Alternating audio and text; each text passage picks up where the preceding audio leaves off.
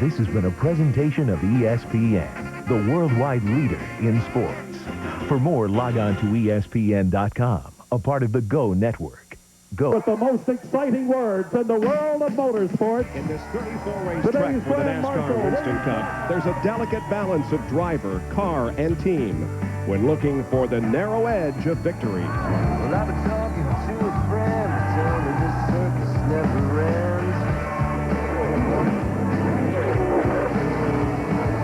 Well, that's alright, I know that scene, but all that juice will make it lean.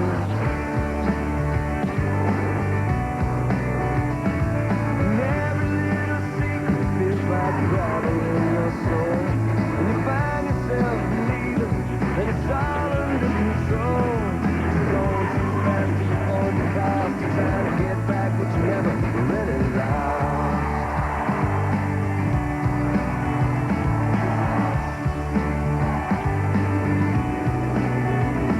Well, there's what you have and what you dream, and life is somewhere in between.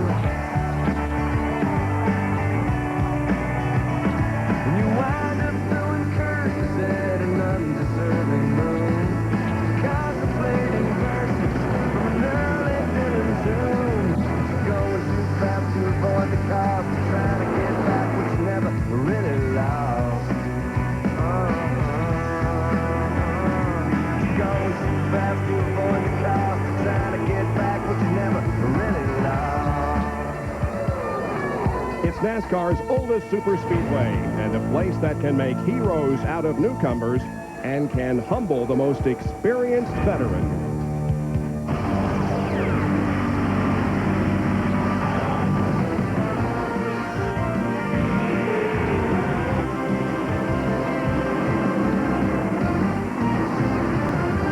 ESPN, the worldwide leader in sports, and the National Association for Stock Car Auto Racing welcome you live to Darlington Raceway in South Carolina for the NASCAR Winston Cup Transouth Financial 400. It's the 5th race of the year. Mike Skinner continues to hold on to the points lead, coming into this race by just 32 over Bobby Labonte. He has been the story here this weekend, however. His possible road to the NASCAR Winston Cup after getting off to such a great start in 1999 suffered a serious setback on Friday. This has been a weekend to forget for Corpus Christi native Bobby Labonte. On Friday morning, just after 9:30 a.m., he slammed the turn 2 wall hard in his Swiss Grand National Pontiac, suffering a fractured right scapular shoulder blade and numerous other bruises. Today, a battered but not beaten Bobby Labonte, barely able to move his right arm without significant pain, will attempt to start and complete a limited number of laps in his Interstate Batteries Pontiac prior to giving way to substitute driver Matt Kenseth. Now, with Bobby Labonte sidelined by injury, the most likely prospects by history to visit victory lane are Ford drivers Jeff Burton or Dale Jarrett or Chevy chauffeur Jeff Gordon. Not only did Burton record back-to-back runner-up finishes last fall, he dominated this race a year ago, leading 195 laps, only to fade late and finish 5th. Dale Jarrett used poise, patience, and premium pit work to log back-to-back wins in this spring race the past 2 years. And Jeff Gordon, well, no driver in the 49-year history of famed Darlington Raceway had ever won 4 consecutive Southern 500s until he did it. You think that's impressive? Well, he has won 5 times in his last 7 starts here. Now that is remarkable. Tony Stewart is a flashy rookie with talent. Johnny Benson outqualified the rest of the Roush stable. Rick Mass is a veteran with a revamped race team. Mike Skinner is still the surprising points leader. 4 men, all starting in the top 10. Today, they carry the hopes of their crew and the spirit of every driver that's ever dreamed of winning at stock car racing's highest level. Today, they must accomplish this difficult task at one of the sport's most demanding tracks. And that is a major effort to accomplish. But there's no Cinderella in NASCAR Winston Cup racing. All you'll find here, dedicated men, those that have already achieved their goal of winning, and those that sincerely believe they're about to. Rusty Wallace started off the season with 3 straight top 10 finishes, but last week in Atlanta, some unusual handling problems dropped him to a 35th place finish. Today at Darlington, Rusty starts 26th. He wound up 12th Saturday afternoon in happy hour, so look for him to charge to the front of the pack. Mark Martin starts in the 3rd spot. He has a win this year and is 5th in points. But don't blame him if he feels a little angry at Darlington. His engine failure in last year's Southern 500 here eliminated his championship hopes. So Mark is out for revenge, and in happy hour, he tamed the lady in black with the fastest lap. Martin might just dominate today. Bob Jenkins, Benny Parsons, and Ned Jared with you in the booth. Here's the Everstart Walmart starting grid. Gordon and Benson in the front row. And guys, this place opened back in 1950. It was the first paved super speedway for NASCAR. A lot of drivers back then had a tough time figuring it out. Some of them still haven't figured it out. Hey, you're right. They had trouble figuring it out at 100 miles per hour, and you can see the speeds they're running today. As they get faster, it becomes more difficult. This track chews up tires. Tire management is a key factor here at Darlington. You've got to race the racetrack. Don't race the other drivers. 3 drivers missed the field. Derry Cope, Dave Marcus, and Rich Bickle all failed to qualify. It's the second time that each of those drivers has failed to make a field in 1999. Onboard cameras will be throughout the field here this afternoon. On board there with Bobby Labonte, who will be giving up his seat to Matt Kenseth soon. Here's the race analysis. 293 laps, almost a $2 million purse. Boy, those tires are going to wear out at least by 60 laps. And the race record is held by David Pearson. Here's Jerry Punch.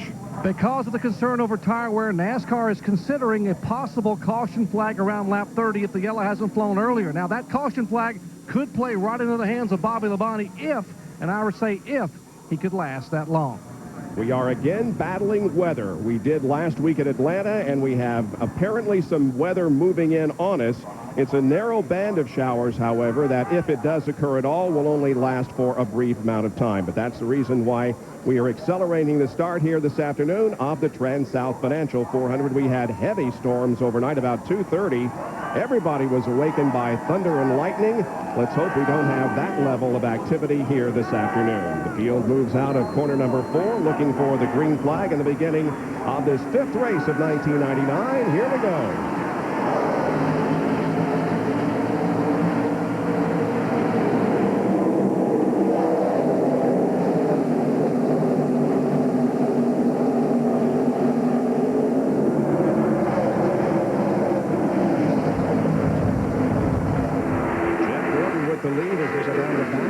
Benson looked like he's trying to challenge on the outside. That isn't the line that he's going to need. He has never led a lap at Darlington. Johnny Benson has not, and he will not lead the first one here. Jeff Gordon will, and Mark Martin will run second. So it's Kevin LePage trying to make a move on the inside of Rick Maston. Contact between the two. Boy, that could have resulted in a major catastrophe here on the second lap of the race, but fortunately it did not. They only had 35 cars right behind them, ready to run over them if they had some kind of problem. Never seen Elliott Sadler, a great qualifying run. And look at Mark Martin coming up and close the gap on Jeff Gordon. Yes, Martin's car is painted differently this week. They're promoting the Xerox line, Valvoline-owned products. He was fastest yesterday. Oh, somebody has a problem. There's a slow car down on the bottom of the racetrack. Schrader sideways and into the wall. And there's Earnhardt in the crash, Jerry Nadeau in the crash. That was Rick Mast that was slow on the bottom of the racetrack. So caution is out. This will be the break that Bobby Labonte looks for. Looks like that Earnhardt and Nadeau are going to be able to pull away. Here's the initial contact between LePage and Mast. There we see the contact. I wonder if maybe the left rear tire was cut on Rick Mast's car. There we see Mast very, very slow at the start-finish line, trying to get to the bottom of the racetrack. Sterling Martin, and we see the smoke out of the back of the car. I don't know what the problem is, but there, Schrader, all of a sudden, gets too high going in the first corner. Man, he slams the wall, comes across the racetrack with Earnhardt and Nadeau, and it doesn't look like that Earnhardt had a lot of damage to his car. I think that perhaps Schrader might have gotten some contact from Steve Park, Ned. I believe he did, too, Bob. It looked like because the car just shot all of a sudden up, going around and into the wall. And from another angle. And Schrader sideways and up into the outside wall. Then he comes down across the track and there collects Earnhardt and Nadeau. But Steve Park was way behind Kenny Schrader when he first spun. He was, yeah. There was not contact between those two. Yeah. Let's see what Wally Darling back in the Budweiser onboard camera sees as he's racing with Darrell Waltrip. Man, he goes in the corner and goes through the smoke, and luckily nothing was there when he got there. And from the Pennzoil copter cam. There we see the contact between Steve Park and Kenny, and I guess that is what got Schrader going, as a matter of fact. Bob, good eyes. Those new eyes are working great, aren't they? Well, I thought I saw it too the first time, and then the next replay didn't show it. Schrader walking away. Jerry, what was the situation with Rick Mast? Well, guys, Benny was exactly right. As Rick Mast came out of turn 4 down the straightaway, the left rear tire went flat. He was on the inner liner. He jumped on the brakes, and they began to back up behind him. As they split Mast to go around, that's when it all became a jumble in turn 1, and it broke loose with Schrader and others involved. Now Mast brings the car number 98 down pit road, the Burdett Yarborough Motorsports Ford Taurus, and they will change all 4 tires. The left rear tire completely flat. Most of the rubber has been chewed away. He is actually on the inner liner as he sits on pit road.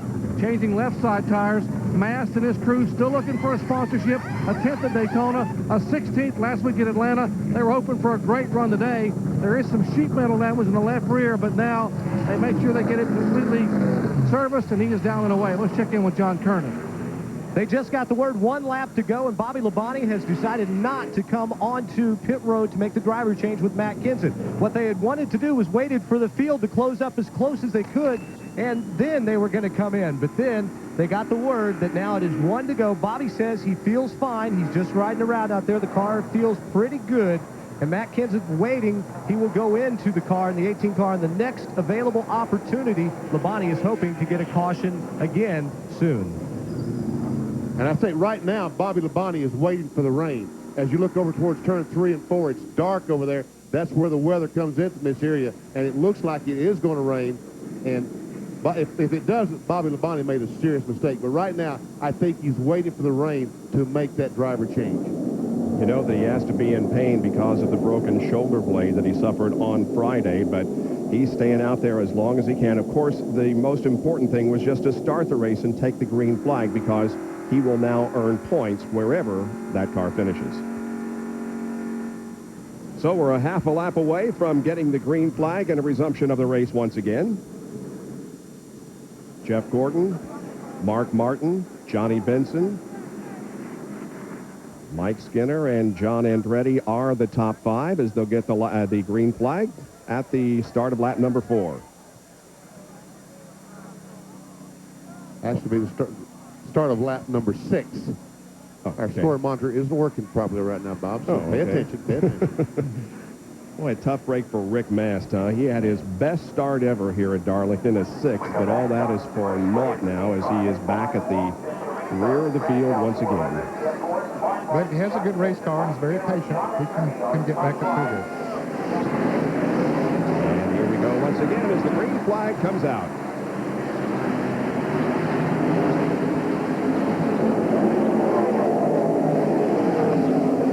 Tough break for Kenny Schrader, too, and that Skull Chevrolet.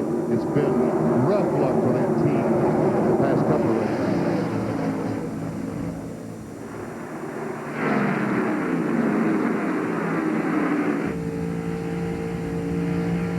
Martin's got to run. But he couldn't make it past that time.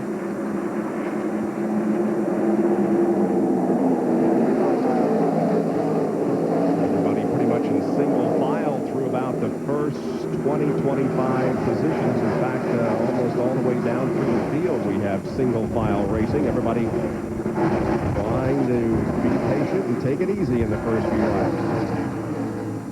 There we see Bobby Labonte and Ricky Craven back there.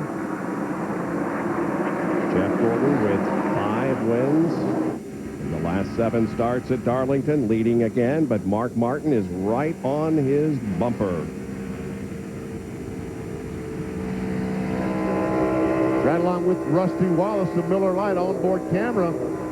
As he goes through turn 2, see Jimmy Spencer up there, 2 cars in front of him.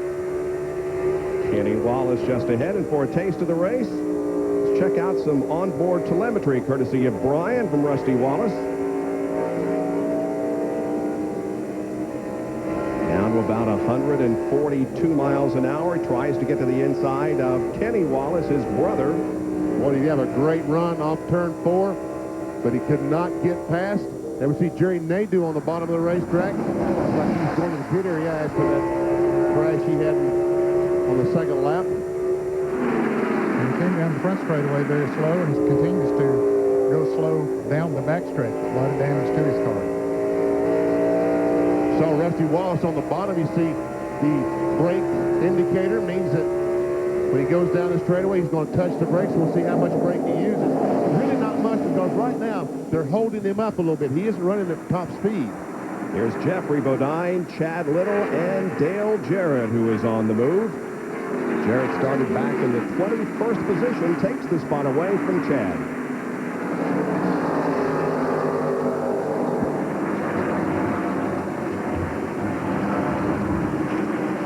Jarrett has won the last 2 Transouth Financial 400s, looking for his 3rd victory in a row at this race.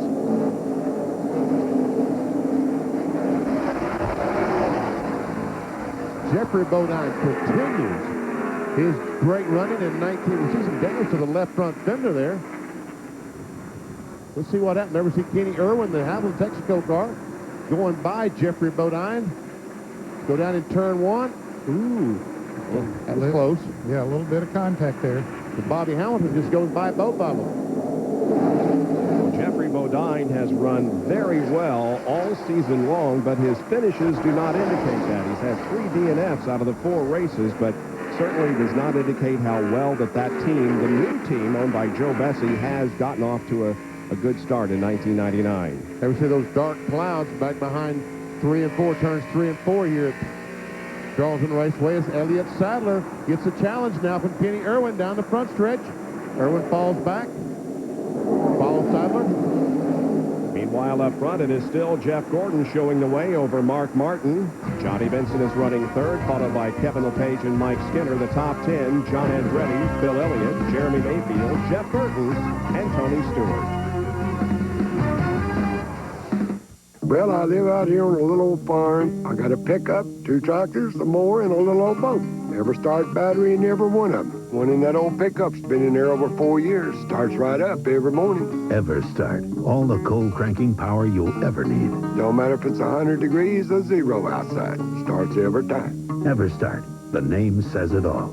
Everything I got come from Walmart, except my wife and the milk cow. And if they had a place, I'd put a battery on them.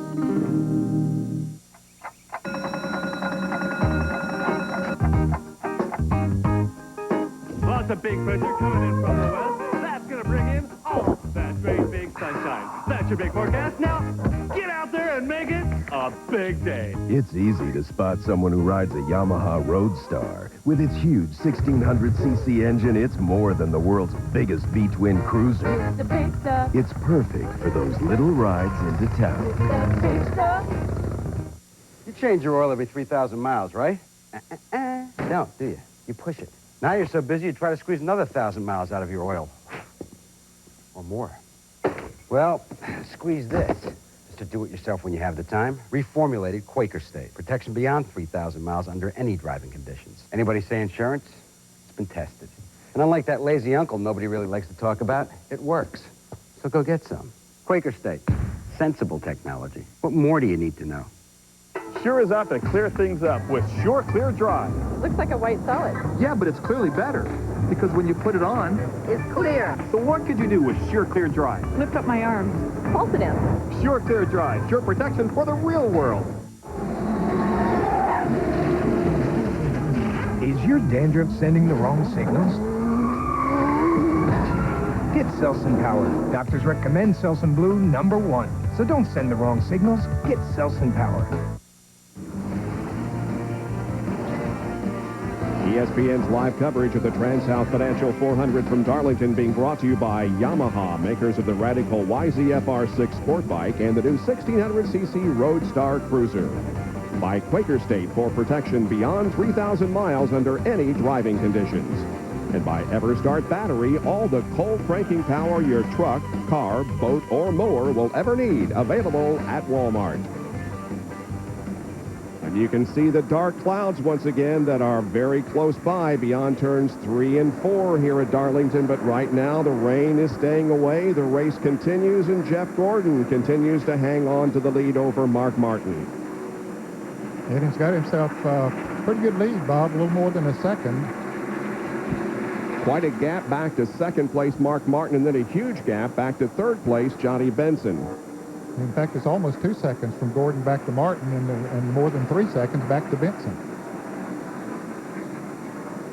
There is Benson running along in third position, and right behind him is Kevin LePage in the 16 car. So Jack Roush right now has second, third, and fourth. And LePage is getting a challenge from Jeremy Mayfield. And Mayfield, the 12 car, is on the move as he goes underneath LePage and takes that spot away.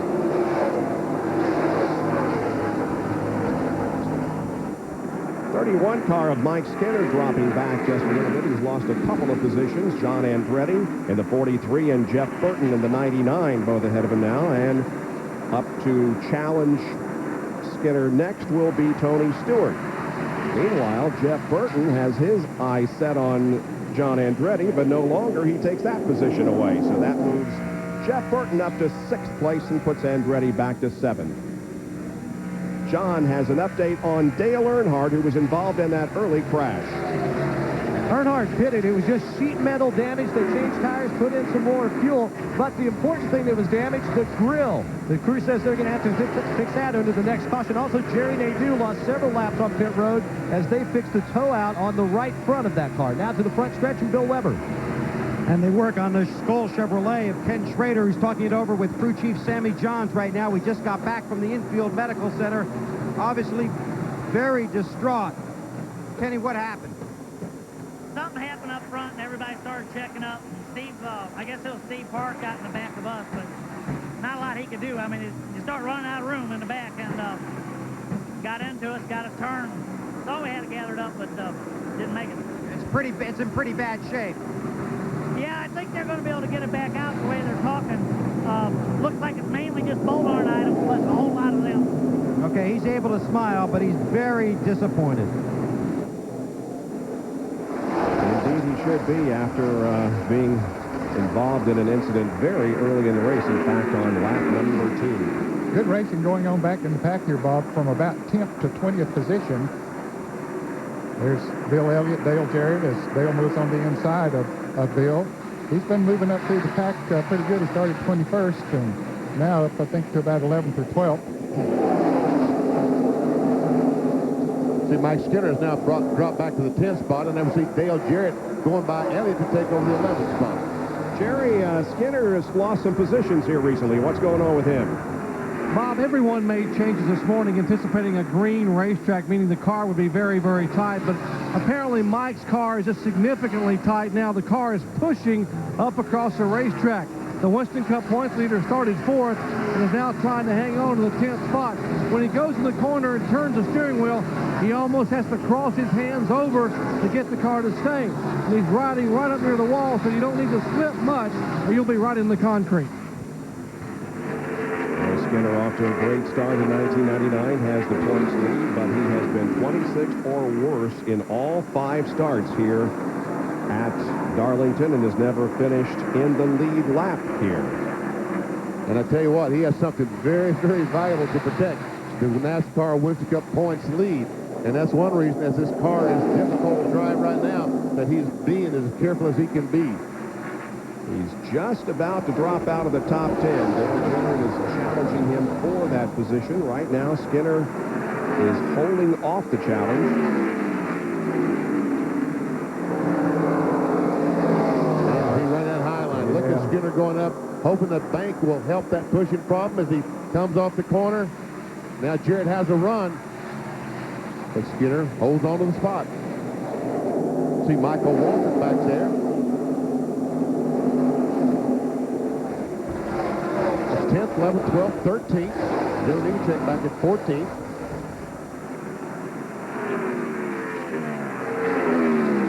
While this is going on, Jeremy Mayfield has moved up to 3rd. Johnny Benson has dropped back to 5th. Now looks like Jarrett may get him. Once again, Skinner's car skates up the racetrack, and Jared is able to pull alongside, and with that inside line going out into turn number 1, will take the 10th position away. And we've seen what happens when guys try to race each other going down in turn 1. Almost every time there will be contact between the two cars. Almost contact between Elliott and the 31 car coming off of turn 4. Elliott had a good run and just ran up on Mike in a hurry, but Skinner holds on to the position. Here comes Nemechek, and here comes Kenny Irwin. The different lines through turns 3 and 4. Depending on how your car is working. Right now, see, Mike Skinner is holding up this group of cars, and that's got all the rest of the cars coming in. And now we see Irwin and Nemechek go in that corner side by side. And Nemechek gets pinned up against the racetrack behind Skinner, and so he's going to lose at least 2 positions and maybe 3, as here comes Jeffrey Bodine alongside Nemechek. We're on board with Elliott Sadler. And look at the Elliott. He just barely touched the brakes because they're going so... He's not able to run wide open. And Chad Little goes by, and that John Deere car takes a spot away. Those tires are getting worn now. Those cars are beginning to slip around on the racetrack. Ward Burton also takes a spot away from Elliott Sadler. And here comes Robert Presley. So the Wood Brothers car is not functioning properly. Here comes the world. It seems like Elliott Sadler's mind. He looks up, and there's just an endless string of race cars that will keep going by. And there's Kenny Wallace on the inside, the Square D car. Here comes Ernie Irvin. And also Terry Labonte. And Rusty Wallace will be the next car. And Johnny Benson continues to drop back. He was running 3rd at one time, but now he is dropped back to, I believe, 8th position. The 4 car, Bobby Hamilton, started back in 17th position, so he is moving forward. 7th and 8th, right here, Hamilton and Benson. Then just to give you an idea of how, after the tires are worn, now we've run 32 laps. Jeff Gordon qualified at a lap time of 28.40, some 30-something. Right now, he's running about 31.50, 3 seconds slower than he qualified. Which is probably 10, 12 miles per hour average speed slower than he qualified. Yeah, and he's pulling away from the field. And here's Jeremy Mayfield taking 2nd position from Mark Martin. I think Jeremy's the fastest car on the racetrack right now. He has come up through the traffic. Mark didn't fight him, just moved over and let him go. He saw him coming, and he is running very, very strong.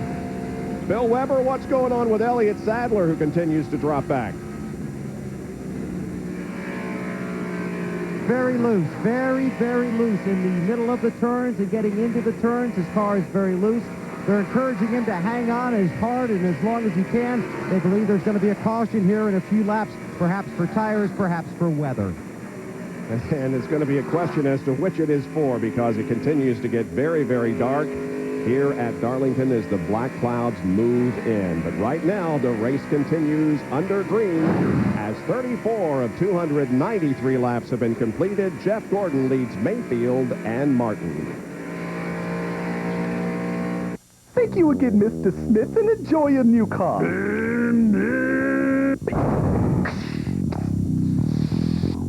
I got a problem. Excuse me, but do I know you? I'm Smith. I just bought a car from you. Smith. Sorry, doesn't ring a bell. You told me to come back to see you if I had a problem. That car you sold me was a piece of...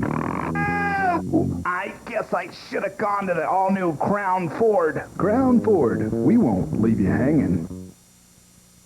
Taylorville Tire and Auto can do a whole lot more than sell you a great set of tires for your car. And if you don't bring it to a shop with certified mechanics and over 60 years combined experience like us, well, it could change everything. Because we're an authorized Napa Car Care Center and an American Car Care Center with coast-to-coast warranty protection. So when you bring your car, truck, or van to us, it changes everything. Not to mention the tires you'll drive away on. Hey, nice tires. Taylorville Tire and Auto, just like the name says. Hey, Mark. You and I go back a long ways, right?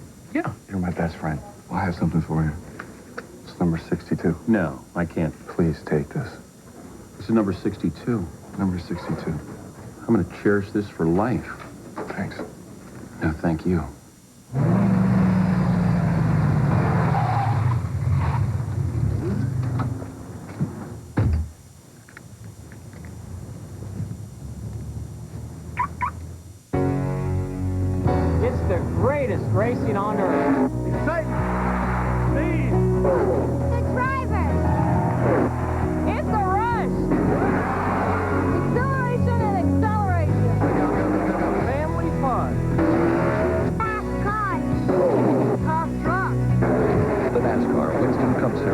the NASCAR Busch Series, the NASCAR Craftsman Truck Series. This is NASCAR. NASCAR is racing. Back at Darlington, South Carolina, as the NASCAR Winston Cup Series rolls on in 1999. It's the Transouth Financial 400, and the Pennzoil Copter Cam is overhead in the very dark skies, and the wind is also beginning to pick up. We understand that rain is very, very close, but maybe it will stay away. We certainly hope so. Mark Martin is now in third position, and look at the new leader. It is Jeremy Mayfield, who caught quickly Jeff Gordon. Yeah, he came up very quickly on Gordon. He was picking off about a half a second a lap faster, and when he caught him, Jeff Gordon just didn't fight him. He saw him coming in the mirror, and he said, I can't hold him off. And watch, it just pulls away, and that got all everybody in the grandstand on their feet when Jeremy Mayfield went by the Jeff Gordon. We're told that the rain is about a mile away. As a matter of fact, people in the grandstands below us are starting to put on some rain gear. So obviously, I guess there's some raindrops around the speedway. And the wind has really picked up. It is blowing down the front straightaway and has increased in velocity tremendously in the last few minutes. Here's Mark Martin, who is in third position, and he is being pursued by the 99 car of Jeff Burton. Third and fourth. And up to fifth position from his starting spot of 10th is Tony Stewart. And the caution flag is out. And so for the second time this afternoon, the caution comes out. The first was for a crash. This one, we presume, is because of the wind and the rain that is imminent. Yeah, that wind is blowing in the direction from where the clouds are, and so it looks like it's blowing it in here in a hurry. We can see as heavy as the wind is blowing, this rain is not going to last long. It's going to come in. If there is rain, it's going to be out of here quickly.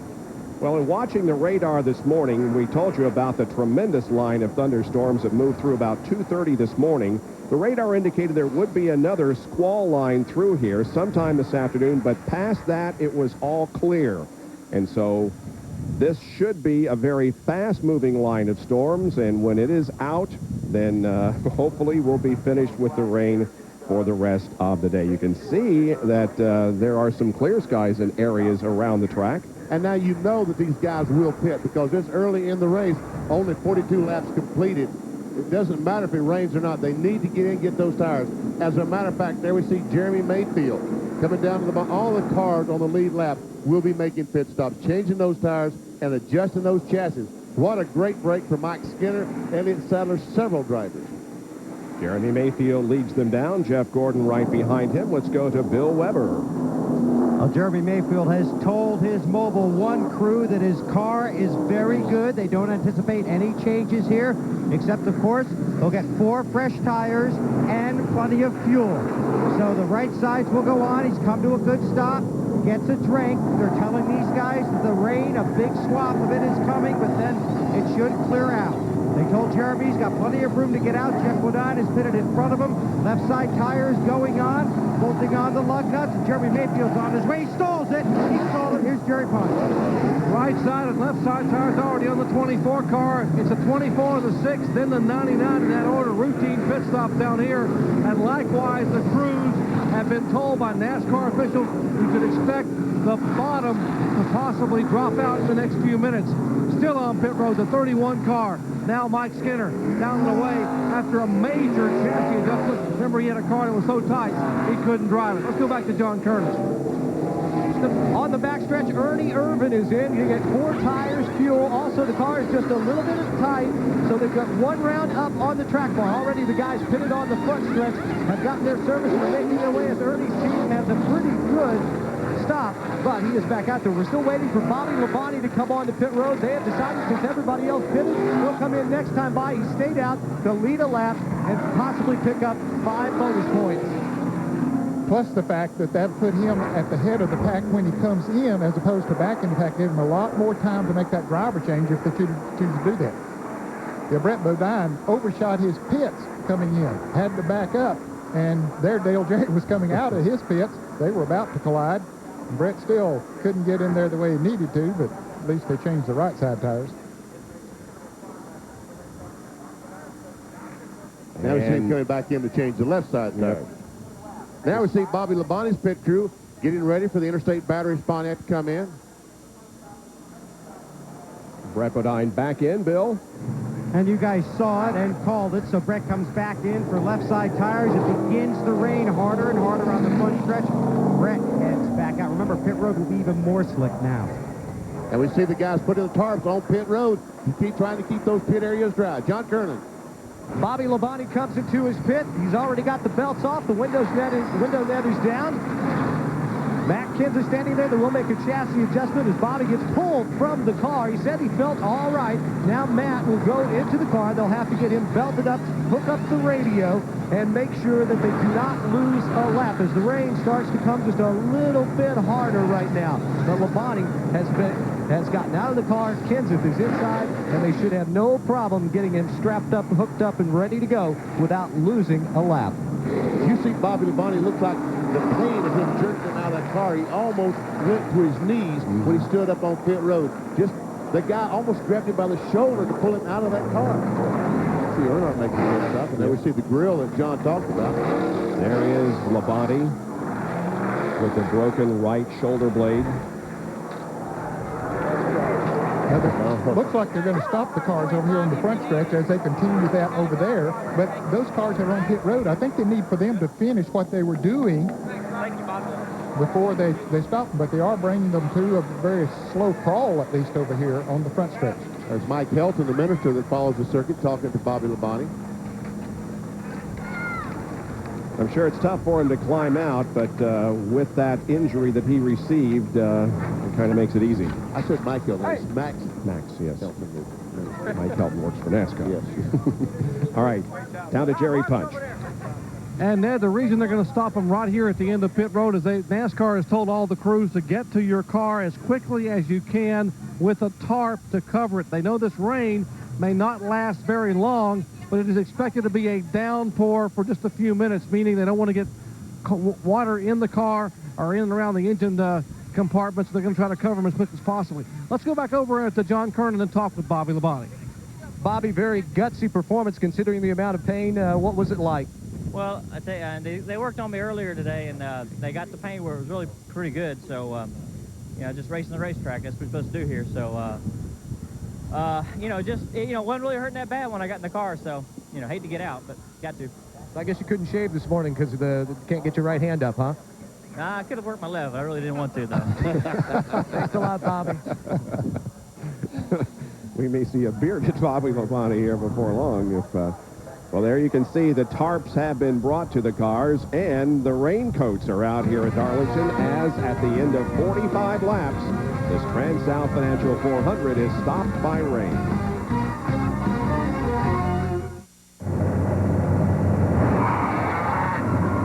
Hey, how about a free bun? Nah. Hey, Buckman. Follow us. Come on. Okay.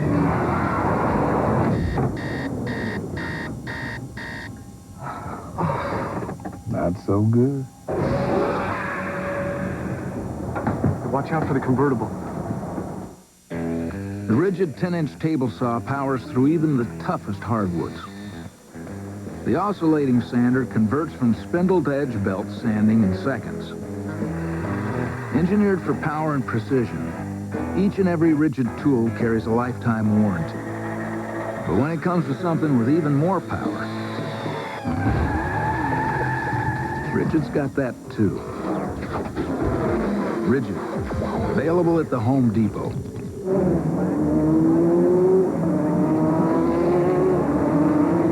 The Hardee's All-Star Racing Team Collector's Cup, featuring all 7 members of the Hardee's Racing Team. Martin's coming in for an unscheduled pit stop. It holds 44 ounces of your favorite beverage, even if you can't. Get your Collector's Cup now at Hardee's, a proud sponsor of the Roush Racing family. NASCAR driver Jeff Burton goes head-to-head with everyday driver Eileen. My car has a 750 horsepower high-compression engine. My car has an engine. I can cruise all afternoon at 180 miles per hour. I'll stick to 55, thanks. I start my engine with a powerful Exide NASCAR Select battery. Me too.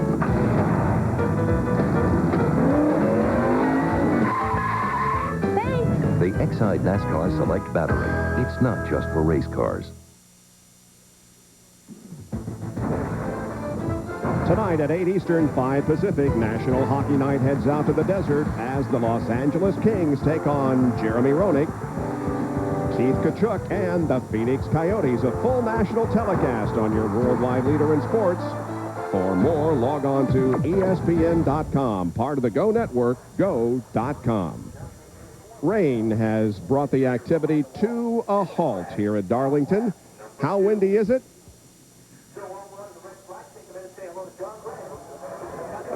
Watch this. Moments ago. Doc, is your umbrella okay? Last time I saw that much wind, Dorothy and Toto took off for Oz. Well, we are okay. We're back on the ground. Hey, Jeremy, talk about flying. You guys took off in a hurry in this one. We got a great car. You know, we worked on it really hard yesterday afternoon and got it better. You know, we struggled yesterday morning and really got dialed in happy hour. And I think Rusty, you know, he made a good call. He changed shocks yesterday afternoon late, and we gambled to put them on this morning on the front, and so far so good. And you opted not to bring the car. You came from the back of the field twice last year with and had top 5 finishes for a different car. Yeah, I think this is a better car. It's when we run at Rockingham, run real good, and it's kind of our new style car is what we call it, and kind of gambled a little bit, but so far it's paying off. Now what do you do? It's raining, the track is wet, you got to go. You're all geared up, you're running great. You get impatient, don't you? A little bit, you know, that's what we all are, but when you got a great car like that, you can go back to the truck, kind of relax a little bit, knowing that, knowing you're good. You know, if I was struggling right now, I'd be kind of like in a different mood. I'm in a pretty good mood right now. Okay, go back and smile with the rest of the team. Jeremy Mayfield, what a great start he had. Came to the front in a hurry. Not many guys can run down Jeff Gordon at Darlington.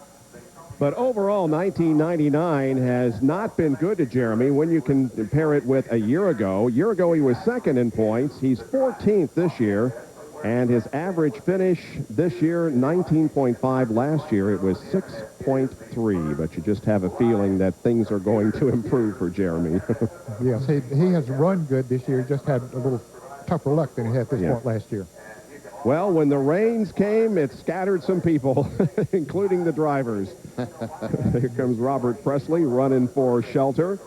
But there's very little place you can go from a heavy downpour that is now beginning to fall on the racetrack here in South Carolina. But we'll have plenty more when we return. Pepsi presents a Jeff Gordon moment. In 1996, Jeff Gordon pulled off a racing double-double, winning both Winston Cup races that year at Dover and at Darlington. 1996 saw Jeff Gordon taking the checkered flag 10 times, the first of back-to-back 10-win seasons. Only Darrell Waltrip has accomplished that feat in NASCAR's modern era. Another Jeff Gordon moment. Gordon is way behind. Stick a fork in Jeff. He's done. Oh, my. What is he thinking? Holy Baloo. What the heck is that? Ooh, that's gotta hurt. Well, what could possess a man to drive like that? Gotcha. He's making his move backwards. Gordon wins. We gotta get him a cup holder.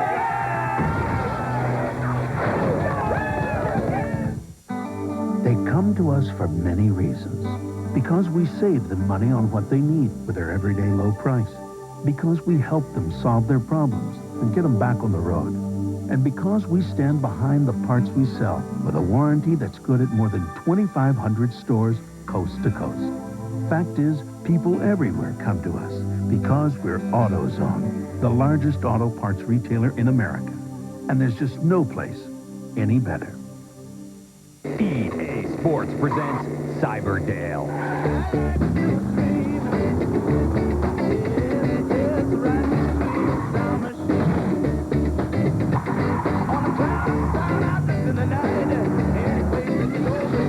If it's in the game, it's in the game.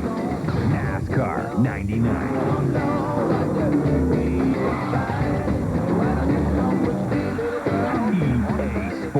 It's in the game. Coming up this Saturday, the NASCAR Craftsman Truck Series on ESPN. It's a Chevy Trucks NASCAR 150 at 4 o'clock Eastern Time from Phoenix International Raceway. For more, log on to ESPN.com, part of the Go Network, go.com. BP, tell me about that race at Homestead yesterday. How about Mike Wallace? Pulled it off down at Homestead yesterday. The Dodge Dealers 400K. Mike Wallace was the winner in the Ultra Wheels ASC truck. Did a great job. I flew back with those guys last night. They dropped me off in Florence, and like never got back because they celebrated and kept celebrating, but they were a happy group. All right, let's take a look at a Napa field summary and show you where everybody is running here at the break with the weather. It was Jeff Gordon winning the battle off of pit road. That's the reason why he is in front right now. Jeremy Mayfield was the leader before that, but right now they stack up Gordon, Martin, Burton, Mayfield, Stewart, then Andretti, Jarrett Burton, Elliott, and Hamilton, the top 10. See Jimmy Spencer in 15th there, 16th through 30th. Terry Labonte. All these cars are on the lead lap. Chad Little, Rusty Wallace, Sterling Marlin, Jeffrey Bodine. And back 31 through 43, the entire field today. And Kenny Schrader still working on his car. Schrader was involved in the crash on the, second lap of the race. They're still working on the car, but right now they can't work on it. Jerry Nadeau also involved in that crash. He's a couple of laps down. And DW just can't get his car up to speed. And Dale Earnhardt right now is the guy in 40th place. Jerry's with Tommy Baldwin. Well, Tommy, from 28th at the start to 8th right now, we knew this car would be able to make a move to the front in a hurry. We saw what the same car did at Las Vegas. Now, tell me about that pit stop. How long did it take you? 4 tires and gas? That was a 16:10 stop. We struggled a little bit on Sunday at Atlanta, and we were losing a couple spots for stop. And we practiced every day all week, and it showed today. 16:10, and for those of you who may not know, that is a great pit stop for 4 tires. Now, the rain, how will this change the track, and how will you adjust the car? Well, I think it's just pretty much going to put it back the way we started today. The track started to tighten up a little bit in the center of the corner, and which is making the car start to get loose off. So I think we're going to try to go back to our regular adjustments that we started the race with and work from there. The run at Las Vegas, I came to your shop that next week. I've never seen so many smiling faces. That really has done a lot for the entire Caterpillar team. Yeah, it was a big boost for everybody. You know, I was telling everybody all went along that we're capable of doing it, and we finished second in Las Vegas, and everyone now knows we can do it. And it's brought a lot of momentum along with the team, and every Sunday we're going into these races, no matter where we're starting. When we know we can get to the front now, brought a lot of confidence to Ward. On Sunday, he knows he's got a good enough car. He can take his time. He doesn't need to beat and bang on his way up to the front. And it's just been a good deal so far. Hey, good luck when the rain ceases. Yeah, hopefully. Probably Monday, though. Oh, no, don't jinx it. No, it's gonna quit here after a while. Tommy Baldwin excited about what may be a day for the Burtons, not just Jeff, but also Ward. What about Dale Jarrett? Let's go to Bill Weber. Well, let's find out from his crew chief, Todd Parrott. You want to talk about your pit stop, too, don't you? 16, what'd you say? 16:06 is what we had in the pits, and I guess Brad overshot his pits and had to back up. And we got held up a little bit and still picked up a position. So the guys had an awesome pit stop. The car looks like it's pretty good, too. Come from 21st to 7th in a hurry. So we were pretty optimistic after yesterday's last practice. Like I told you this morning, any time that we're in top 5 in happy hour, there's either something terribly going to be wrong or we're going to be awfully good. And the guys have worked hard in the engine room, the chassis department, everything. And things got some motor in it. It'd go down that straight away. Now, I asked you this morning what you did to the car, and you told me a very technical explanation, little things.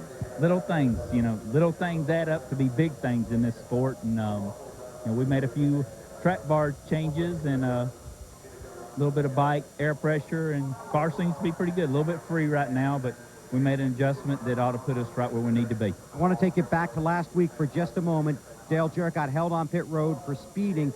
Didn't lose a lap, basically because you guys had a lightning-quick pit stop that time when you really needed it. Yeah, you know, the guys have been awesome in the pits all year long. You know, we've had a few inconsistent stops, you know, where the lug nut falls off, something like that. But, you know, things like that you just can't help. But last week, you know, at the time that we needed a bad, fast pit stop, they give us one. And it kept us from getting a lap down. And, you know, we managed another top 5 last week. So I want this rain to go away because we got something for them. Yeah, and you've won 2 in a row here in this race, so 3 would be nice, right? Yeah, that'd be great. Good luck. Thanks. And we're optimistic this rain will go away, and we will be able to complete the Transouth Financial 400 this afternoon here at Darlington. Now back up to the warm, dry broadcast location. Nice and dry and warm up here, Billy. Well, Jared is 9 positions better in 1999 in the point standings than last year. But look at Mike Skinner, who is 29 better. He was 30th in points last year at this time. And, of course, Skinner is the points leader at this moment in the NASCAR Winston Cup Series. Rain continues to fall, but we're hoping it's a short and brief interruption. Back in a moment. And here's one for all you NASCAR fans from Country 108 WGTY, NASCAR's new country home. Yeah, we're dedicated NASCAR fans. We make every single race we can. There's the beat of buses, our home away from home. We love to hear those engines scream while we cheer our favorite team. We're rooftop chase lounge dedicated NASCAR fans. At Gene Lotta Ford Buick, we do whatever it takes to let you know. Completely satisfied customers are our guarantee. You see, we guarantee it. That's why our new project, construction project, we guarantee our do it. There you go, worked out. Completely satisfied customers are our trademark. We guarantee it. That's as good as it gets.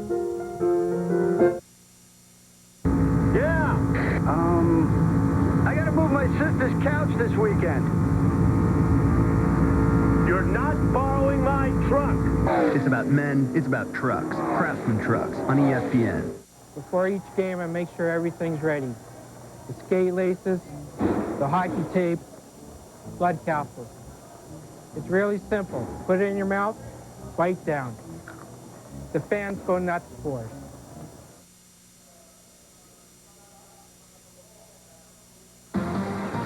We're in a rain delay here at Darlington. The race has been stopped. We had our first caution on lap number 3. Here's what happened. Check the very top of your screen. You see Kenny Schrader is going to back off the gas.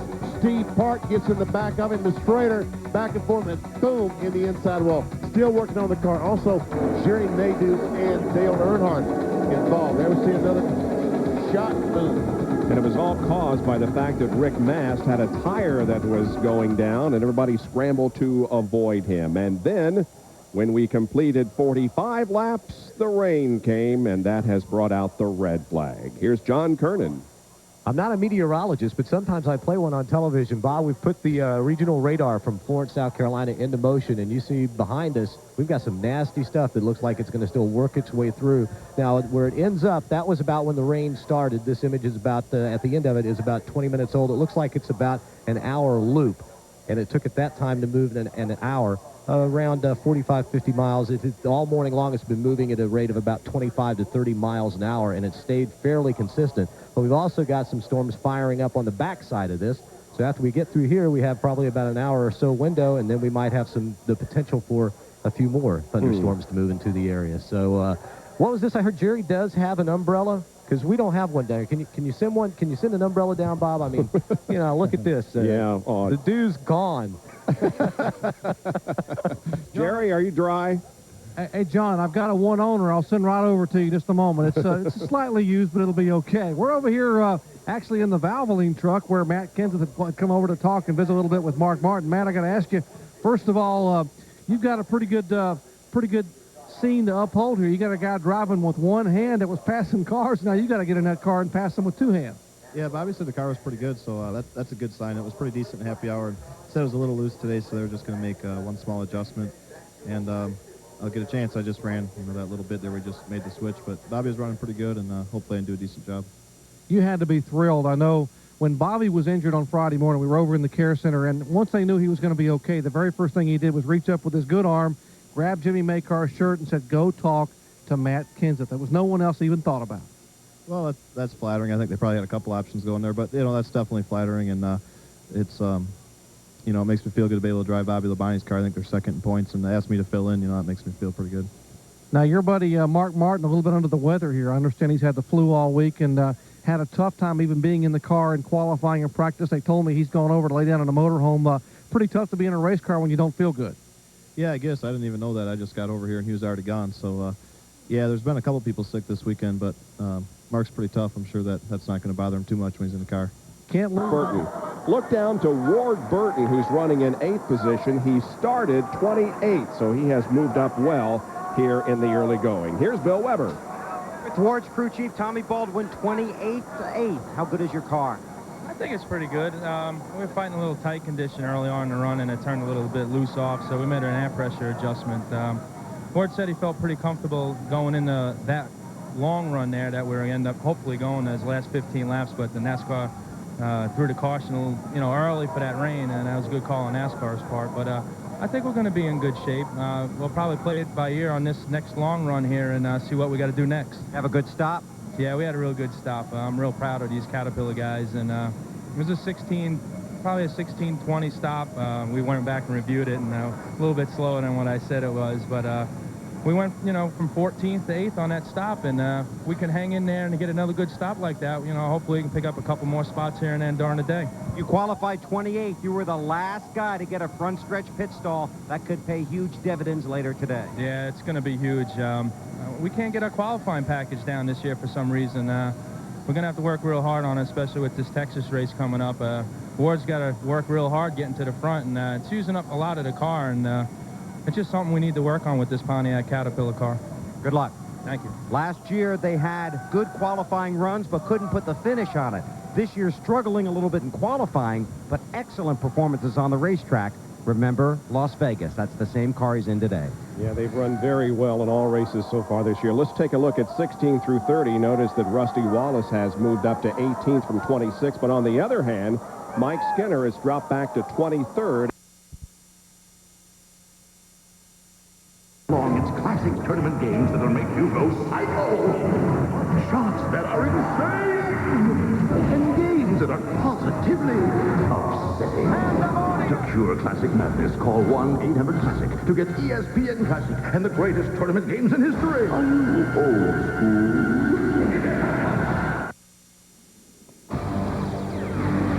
ESPN, the worldwide leader in sports, and the National Association for Stock Car Auto Racing are at Darlington Raceway in South Carolina as we continue our coverage of the Winston Cup Series for 1999. Today, it's the Transouth Financial 400, which has been stopped by rain. But now we are set to go back racing in just a very few moments. 51 out of 293 laps have been completed. The sun is shining and things are looking very good. Jeff Gordon is at the front of the pack. Here's Jerry Punch. And Bob, you just said it. The sun is shining. When the race began, it was overcast. It was cool. It was about to rain. And now with this sun out, the track may change drastically. A moment ago, Ray Abraham was talking to his crew. He said, maybe we should have changed something on that first pit stop. We were tight in and loose off with the car number 24, and now with the sun out and the track different, we may not be nearly as good as we were initially in this race. We'll have to wait and see. Let's check it up where Bill is. 21st to 7th for Dale Jarrett, the two-time defending race winner here of the Transouth Financial 400. Right now on the racetrack, and what he feels is a very good car. Patiently able to carve his way to the front of the field. As Todd Parrott told us earlier in the day, a lot of little changes. Right now, DJ has just told his crew to remind NASCAR, because it's so late in the day, the position of the sun and the reflection off the track will be a factor that will be critical to keep the windshield clean. John Kernan. Well, we saw right as the rain started to fall, Bobby Labonte get out of his race car and Matt Kenseth get into the race car. Matt's now in it. His crew are waiting for pit road to open, because as soon as pit road opens, they will come down, put on 4 fresh tires, because during the driver change, they didn't have time to make any tire changes. They did make a chassis adjustment in the left rear, though, but now they're just waiting for pit road to open so they can service the 18 car. And you might say, well, Mike Skinner came in on pit road, and how did he make that change? Because you can pit, there is a penalty. You have to start at the end of the longest line for pitting when pit road is closed. But he was going to have to be back there anyway, so he really didn't lose anything. Not really, and the 18 car is pretty far back there as well, so he wouldn't lose a whole lot if he came in. lose about 4 or 5 positions. 90 Corvette barrier going back out onto the racetrack. We're riding along with Wally Dallenbach right now. Budweiser onboard camera. Also, here's Elliott Sadler in the Sitco onboard camera, riding inside with Elliott. Tony Stewart, the Home Depot, running in 5th spot. Also, Rusty Wallace has an onboard camera as we look out the back bumper of his car. Rusty back in 19th position. Martin, the Valvoline, and again, this is a special car this weekend, Xerox, one of the companies that Valvoline owns. You remember Xerox and sponsoring Alan Kawicki. Yep. 97 car may have a problem, Bill. Not necessarily the car, Bob, but it's certainly going to be a problem for the team because right now Chad Little's radio does not work. He can hear the crew and he can respond to them with hand signals, but he cannot talk to the crew. And a lot of times after a lengthy delay, especially one that involves rain, these little problems turn into big problems. So we'll see. They asked him to jiggle the cable to see if he could correct it. It hasn't worked, so they will have to overcome that handicap this afternoon. I'm a little confused that Flagman has been given the car's signals, and I thought the signal was 1 lap to go, but the lights are on atop the safety car. Two laps to go. 2 to go. Oh, okay. And that 18 car still has not come into the pits, although the pit road here on this side, on the main side, would have been closed because they had a jet dryer on it when the cars came by that time. Now it has left pit road. Let's see if the 18 comes in this time, because if they get the 1 to go the next time, it'd be too late. Well, here's how they run the top 15 as we get set to go back to racing. Martin is second behind Gordon and Jeff Burton, Jeremy Mayfield, Tony Stewart, John Andretti. Here's 16 through 30 now. See, Ernie Irvin in 23rd spot, started in 37th, so he's making pretty good progress pitting on the backstretch. And the remainder of the lineup. Dale Earnhardt there in 36th spot. Mike Skinner has dropped back to 37th. And now pit road is open. We'll see if anyone comes in, including Matt Kenseth. Yeah, but he's pitting on the backstretch, Bob, and they are getting the signal now for 1 more lap to go, and he's not going to be able to come into the pits, I don't think, and get back out before they would get the green flag. I don't know. But he has no choice, Ned, does he? He really doesn't have a choice. He's got 40-some laps on those tires, and Kevin LePage does come into the pits. He's the only one, at least here on the front straightaway, that has come in. Let's go to John in the back pit. They just opened pit road, and then they got the 1 to go, and Jimmy Maycar not too happy about that. Matt Kenseth just now asking if they want him to come in anyway in pit, and they say, yeah, Bobby Labonte just made the call, said, yeah, pit. So it'll be 4 tires to go for Matt Kenseth, and now they canceled the 1 to go. We see that Jimmy Maycar gets the good news from the NASCAR official. He wasn't too happy about that, but Matt Kenseth now coming down pit road here on the backstretch. Dale Earnhardt also coming in. Remember, he messed up his grill just a little bit, so they'll do some work on that as well. But right now we're waiting for Kenseth to make it in to his pit stall where they'll do 4 tires, not anticipating any chassis adjustments. They made a chassis adjustment on the left rear of that car when they made the driver change. But here he comes. He's about 5 pit stalls away. 4,000 RPM, second gear. Kenseth now goes to the attention of Bobby Labonte's crew. They'll swing around to the right side, replacing putting brand new tires on that, not putting the fuel in just yet, as Peter Jellin has the can of fuel. It will go in. Left side, looks like a pretty good pit stop so far. No problems. All the luck that's staying on. They've got them tight and full of fuel. Matt Kenseth is down and away. And now they're getting the 1 to go signal here on the front stretch. So Kenseth and Earnhardt and the others who made a pit stop will fall in behind and will be ready to go. And that was the right call by NASCAR to give them that extra lap. I'm sure they didn't take in consideration when they were counting those laps down that the pits had not been open. And you've got to give these guys time if they want to pit and go back in. We see Earnhardt is still in the pits as they work on that car from maybe a little bit of damage that was done. He was in that early crash. No major damage done to the Goodwrench Chevrolet, but now he's down and away. There we see some damage to the left front fender when they were working. But I would bet they were making a spring change or something like that on that car, trying to make it handle just a little bit better.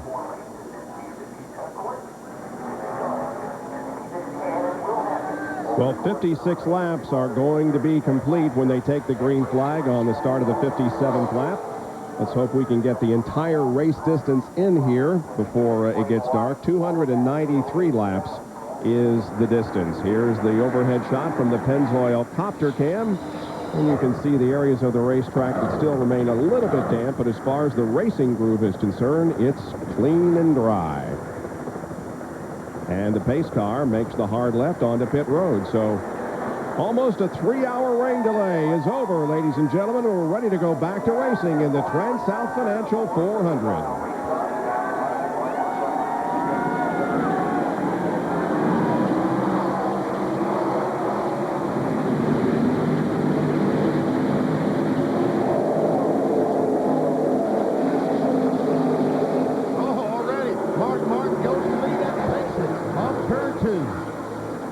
So a good opportunity. Gordon's car must have pushed up a little bit, but here comes Gordon back.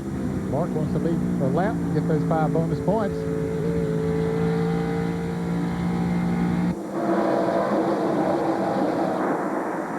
And Mark Martin will lead this lap. Jeff Burton looking to the inside of Gordon. Making no effort, however, to pass for second. Jeremy Mayfield now goes to the inside of Burton. He takes third, and Mayfield is on the move. Boy, did he get some traction, a good run off of that corner and went right around Jeff Burton. Now he moves up on Jeff Gordon. And he's going to dispose of Jeff rather quickly. Now Jeff Burton also is going to try to get by Jeff Gordon. Pulls alongside, and Gordon's car, Ray Evernham's concerned they did not make the change. It's not exactly right now. And here comes Tony Stewart also. He's passed. And look at the line go past Jeff Gordon as Andretti, Ward Burton, Dale Jarrett, and others come up on him. And Jeremy Mayfield just took the lead. Wow. Mayfield making a statement here on this restart.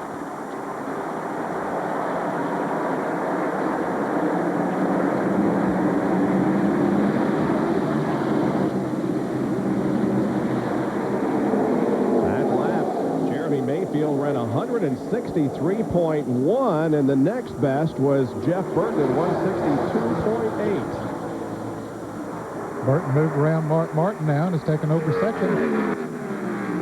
So they're getting racy here. And all of a sudden, we got Fords up at the front of the field, and Tony Stewart here in a Pontiac is looking for third position. Here's Ward Burton along with Dale Jarrett and John Andretti. Jarrett to the inside takes the position away from Ward Burton. That moves Dale Jarrett to 6th. And see Jeff Gordon back in the 8th spot. I'm sure he's radioed Ray Evernham and said, look, we need to do this, or the car is doing this or it's doing that. They'll be making some changes next up. And one thing that he did not want to do, he's very smart at not putting a lot of pressure on that right front tire on those early laps till the air pressure gets built up. He's very careful not to do that. Jerry Punt? Guys, since the green flag came back out, Jeff Gordon hasn't said anything on the radio, but it's exactly what Ray Evernham was talking about. He knew they would be tight going into the corner. That's exactly what happened on the restart. The car 24 went up across the racetrack being tight, wouldn't turn, and therefore he got a car underneath him. And it's loose coming off, so he couldn't get back in the gas. And exactly what Ned said. He cannot panic. They've got to save that right front tire and hold on for a pit stop when they can make what will probably be an air pressure change and also taking a rubber out. Now Jeff Burton closes in on Jeremy Mayfield for the lead. We've had 4 leaders so far: Gordon, Mayfield, Bobby Labonte, and Steve Park. One lap. Jeff Burton dominated this race last fall and finished in 2nd position. Right now he's trying to get to the inside and find the lead from Jeremy Mayfield as we bring you a Lowe's field summary in the manufacturer's points battle. And these two cars running entire different lines to the corner. Jeremy Mayfield running extremely high, and Jeff Burton running low in these corners. Watch Jeremy Mayfield as he goes up the racetrack, up against the wall. Watch Jeff Burton right on the bottom of the racetrack.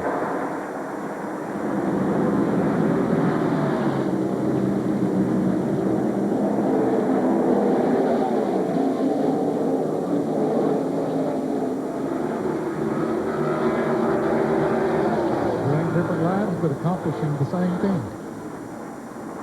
Here's Mark Martin about a second behind those two running up in front of him. And then close behind Mark Martin is Tony Stewart, who started 10th. Well, Tony Stewart has had a terrific start to 1999. He's been the highest finishing rookie in 3 of the 4 races so far. There is Jeff Gordon, who continues to run back in 8th position.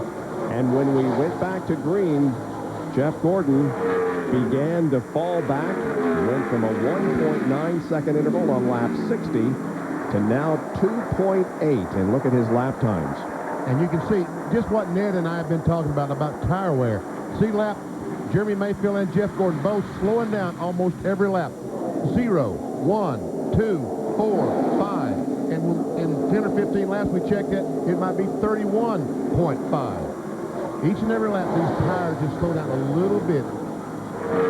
And you remember a few laps ago, I told you that Mayfield ran a 163 point something. Now the top speed is 161.2. There they are, first and second, Mayfield and Jeff Burton. Dale Earnhardt, who made a pit stop before we went green, has really passed quite a few cars. Now is up to 34th position. I never seen Matt Kenseth, the Bobby Labonte car up in front of him, so Matt Kenseth has gained a couple of spots. Kenseth up to 30th and Earnhardt in 33rd. And once again, Jeff Burton tries to challenge Jeremy Mayfield for the lead, but could not make a run.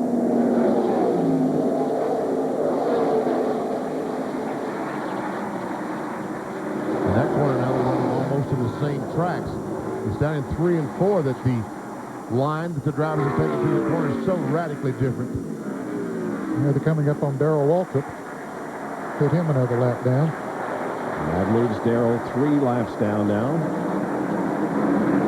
And of course, these turns are not only banked differently, but they are of different radius at the opposite ends. Banking in turns 1 and 2 is at 25 degrees. That's where they are right now.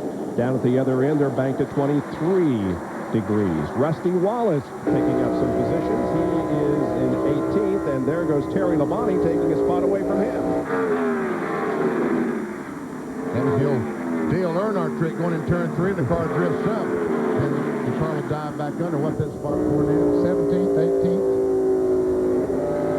Sterling Marlin there in 19th, and there Jeff Burton finally gets the job accomplished and moves around Mayfield.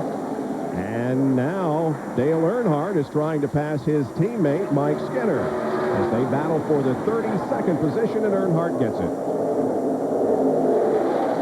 Earnhardt is the winningest driver among the active competitors here at Darlington with 9 wins. A victory here today by Dale would mean tying the all-time record by David Pearson. The 40 car of Sterling Marlin just went around Rusty Wallace, and here comes Jeffrey Bodine also. And Ernie Irvin trying to make a move in the yellow car. So Rusty's car not working quite the way he'd like it right now. He's dropped back to 20th. Understand he got a little loose and lost some positions. Let's see what happened. There Rusty is coming off turn 2. He goes up the racetrack, has to get out of the throttle. Oh, yes, he did get loose. Had to back out of the throttle, which allowed Sterling Marlin, the Coors car, just to drive by on the outside. And here is Chad Little, Jimmy Spencer, and Terry Labonte running together on the racetrack. That's 15th, 16th, and 17th. Jimmy Spencer, we heard Robin Pemberton talking about Spencer, that he might make some radical changes because they were not very happy with the way that Winston car is running. Jeff Burton has taken the lead now. And at the end of 72 laps, he leads Jeremy Mayfield, Mark Martin, Tony Stewart, and John Andretti at the Transouth Financial 400.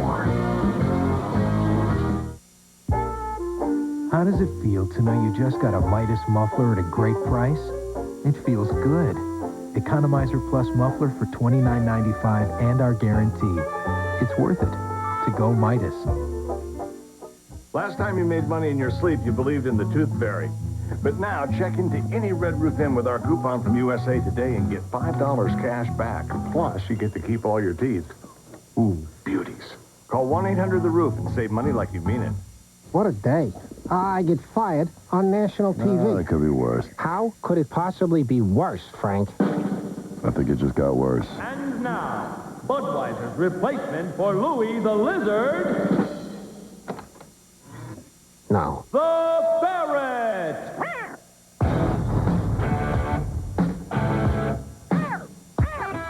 This is not going to be good for my blood pressure. He's good. Don't encourage him, Frank.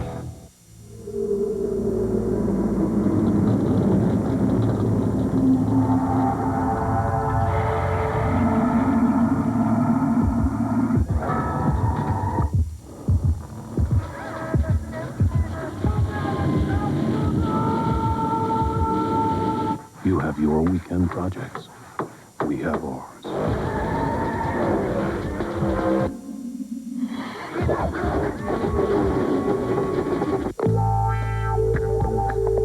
He's a smooth ladies' man with one thing on his mind. He's a nacho-loving fool. Don't stand between the man and his nachos. Oh, yeah. Fungalicious. Right now at Taco Bell, Big Bad Nachos Bel Grande are only 99 cents when you buy a large drink. That's over $1 off. Dig? Nachos.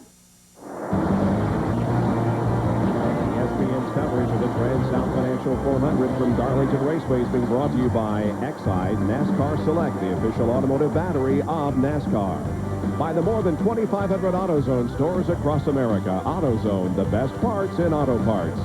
And by Wolverine Boots and Shoes since 1883. Wolverine works anywhere. Back at Darlington, where Jeremy Mayfield has retaken the lead from Jeff Burton. And he didn't have to fight too hard for it, Bob. He came up on Jeff Burton. Let's see if Jeff slips or whatnot. But Jeremy comes up and gets right on his back bumper, and then we're going to see Jeff move to the inside and let Jeremy go right by on the outside. He looked up in the mirror, and all he could see was a windshield. He said, well, I guess he's close enough. I should just not worry too much about this. And then an almost crash involving Ward Burton, Dale Jarrett, and Jeff Gordon.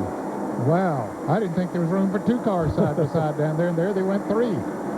And made it. Made it. So Mayfield now stretches his lead over Jeff Burton to about 1/4 of a second. We saw the two-car Rusty Wallace having some problems. He's back in 25th. What's the problem, Bill? Well, the frustration continues. Rusty just told Robin Pemberton he's loose getting in and super tight getting off. Remember, this is the same car that frustrated them a week ago, but to show you how good of a race car it is, it's the car Rusty won with at Phoenix last year and finished 3rd at Rockingham last fall. So it's just right now, it's baffling them. They've got a long time to work on it. Bill, I talked to Robin Pemberton this morning down there for a little bit, and he said that he's concerned they really haven't adapted to these new rule changes the way that they probably should. I'm talking about the spoiler changes, the bigger rear spoiler and dropping that front air dam down closer to the ground. They're really struggling with that, Bill. And that's one reason why Rusty said after Las Vegas that this team is going to have to test more. Basically because they are trying to find the handle on race cars. They were thinking about testing at Michigan. They were thinking about testing at California. They're going to both those tracks to test to try and solve what for them has become a bit of an aerodynamic mystery, Benny. Sure has. And Jerry, the 99 a while ago, just seemed to back out and let Jeremy retake the lead. Bob, remember earlier today we talked to Jeff Burton. He said, you know, I've led the most laps here. How many times? Well, how many times have I won? Zilch. Well, today he's trying a different strategy. 3 words on why he backed out and let the 12 car go back by. Saving the tire. Here is Bobby Hamilton with the 43 of Andretti and the 22 of Ward Burton. That is 7th, 8th, and 9th. And Ward Burton was 7th, and in one straightaway he goes back to 9th. And Jeff Gordon has really picked the pace up here in the last several laps. He is the fastest car on the racetrack right now. There is Jeff Gordon. He's up to 5th. He ran back in 8th for a while after the restart and then has once again began his move back up toward the front, up to 5th, but about 3.2 seconds behind the leader, Jeremy Mayfield. There's how he's cut the interval from 4.2 to 3.4 seconds. And I'm really impressed that Gordon now is able to run as consistent as he is, although, remember, it was 30.1 just a few laps ago. Now they slowed down even another second, and Mayfield is down to 31.4, 31.3. And I tell you, you got to really admire him for the patience that he had there at the beginning. He was leading the race, but he didn't want to drive that car too hard on those first few laps and heat them up too much and let that air pressure build up too much. And he let it work in the way that he wanted it to at an easier pace, and now it's paying off for him. We're on board with Tony Stewart now, who's in 4th position. We're looking back on Jeff Gordon, and as you indicated, Benny, Tony Stewart has had a very impressive beginning to his NASCAR Winston Cup career. Here's Joe Nemechek in the 42 and Terry Labonte in the 5 car as they run back for 14th spot. Labonte closed up, tried to take the spot away, lost some momentum off the corner as Nemechek pulled away, so he'll now have to regroup and try this again. They're running almost 15 seconds behind the leader, Jeremy Mayfield. See Jeffrey Bodine, the Power Team Chevrolet, behind these two. Jeffrey's back in 16th spot. Now, had everything gone right, we would be done by now, and you would be about to enjoy something else on ESPN. However, for those of you now tuning in for Racing to the Kentucky Derby, the Gotham Stakes, we invite you to tune over to ESPN2. That's where you can see this program. We're going to stay here live on ESPN, but for the National Car Rental Racing to the Kentucky Derby Gotham Stakes, please turn over to ESPN2 right now, and you'll see that event. And once again, the race between Nemechek and Labonte continues. Boy, Terry Labonte is able to get a great run in the middle of the corner, but Nemechek gets that run off the corner, but now Labonte has that position. He will take the spot away going in the corner. If he doesn't slide up and Nemechek able to come back under, which that does not happen, so he does keep the position. And they lost about almost a second to the leaders while they were battling back and forth. Now they're almost 16 seconds behind the leader. There's Jeffrey Bodine now coming up to challenge Nemechek, and Ernie Irvin is also in position to make a battle out of this. Ooh, Ernie moving up quickly. As we watch this and talk about the leaders, and the guy that's really in trouble right now is Mike Skinner. He's 25 seconds to NASCAR Winston Cup points leader. He's 25 seconds behind the leader and still dropping back. That chassis adjustment they made by lengthening the wheelbase on the right side has not seemed to make that much difference. 3rd, 4th, and 5th. There they are, Mark Martin, Tony Stewart, and Jeff Gordon. You can see they're separated by about 4 or 5 car lengths. And by the way, for you Ken Schrader fans, he of course was involved in an early incident on the 2nd lap. He is back in the race. And a lead change again as Jeff Burton takes it from Jeremy Mayfield. Need 20 cameras around here to keep up with all the action. Jeffrey Bodine now moves to the inside of Ernie Irvin. I think Ernie's moved to the outside of Jeffrey Bodine, taking that spot away. It's one or the other, right? And here comes Rick Mast. Rick, after having the flat tire early in the race, was all the way back at the back of the pack, has now moved up into 18th position. Mark Martin just moves over and lets Tony Stewart and Jeff Gordon go by. Yep. That's characteristic of Martin. He saw that they were coming up on him a little bit faster than he right now, so he remembers you got to race this racetrack, not race these other cars. And once again, Jeffrey Bodine on the inside of Nemechek. Now these guys are not thinking about that racing the racetrack. They're thinking about racing each other, and they're doing it. Certainly the fans love it. Steve Park, as we see Elliott Sadler, the Sitco car, going a lap down, back in 38th spot.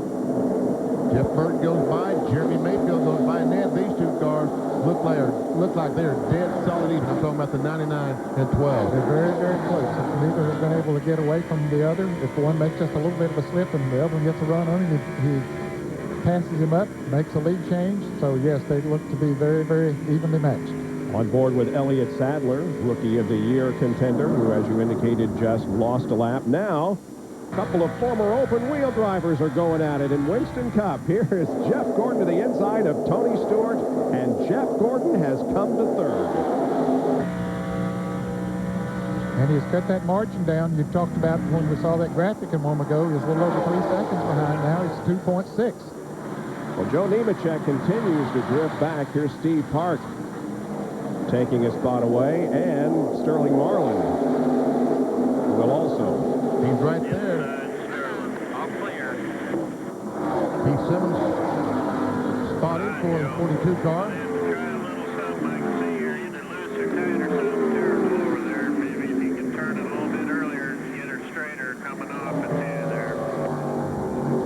Joe is now back to 20th.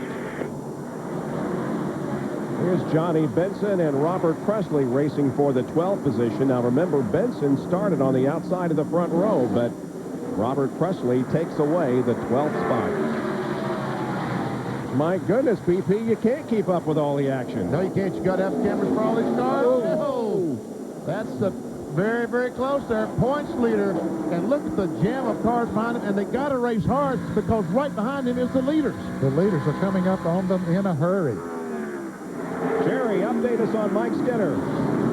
Boy, you got to feel for Larry McReynolds, that whole Lowe's crew. I mean, they've done about everything they can do on the car, and now the report is that Mike Skinner, who was tight throughout the entire corner, is loose in and tied off. The car just will not react or respond at all. I said, Larry, what are you going to do? He said, we're open for suggestions. Right now, we're thinking about it, but whatever we've done hasn't worked, and he's way back outside the top 30. Yeah, sure is. He's in 31st right now, and Wally Dallenbach is trying to get that spot away from him. For a taste of the race, here's our Brian Meats onboard telemetry. You can see how much Wally Dallenbach is on the brake here behind Mike. As he comes off the corner now, he finally lifts his foot off the brake, and he accelerates down the straightaway to 170, 76, 177 miles per hour on the brake. Down to about 142 miles per hour through this corner. And there again, has to brake coming off turn 2, but he dives down to the inside of Skinner, and Skinner gives him the motion. Go ahead on the inside. Go ahead, Ronnie. Well, he's hard on the brakes there. Had to be. Meanwhile, the leaders move through some major traffic. Here is Jeff Gordon and Jeremy Mayfield, both challenging Jeff Burton. Now, folks, this is a recipe for a wreck right here. Those cars trying to stay on the lead lap, and these other drivers jockeying for position as they come up on those lap cars. Again, for those of you tuning in for the National Car Rental Racing to the Kentucky Derby Gotham Stakes, it was supposed to be on ESPN. However, that is over on ESPN2 because we had an almost 3-hour rain delay. And there's a lead. Jeff Gordon goes into the lead right behind Brett Bodine. And the 91 car. Right behind you. Boy, he had to slam on the brakes when he came up behind Brett Bodine, and that allows Mayfield to get to the inside and take the lead away. And Jeff goes to third. They'll make that second.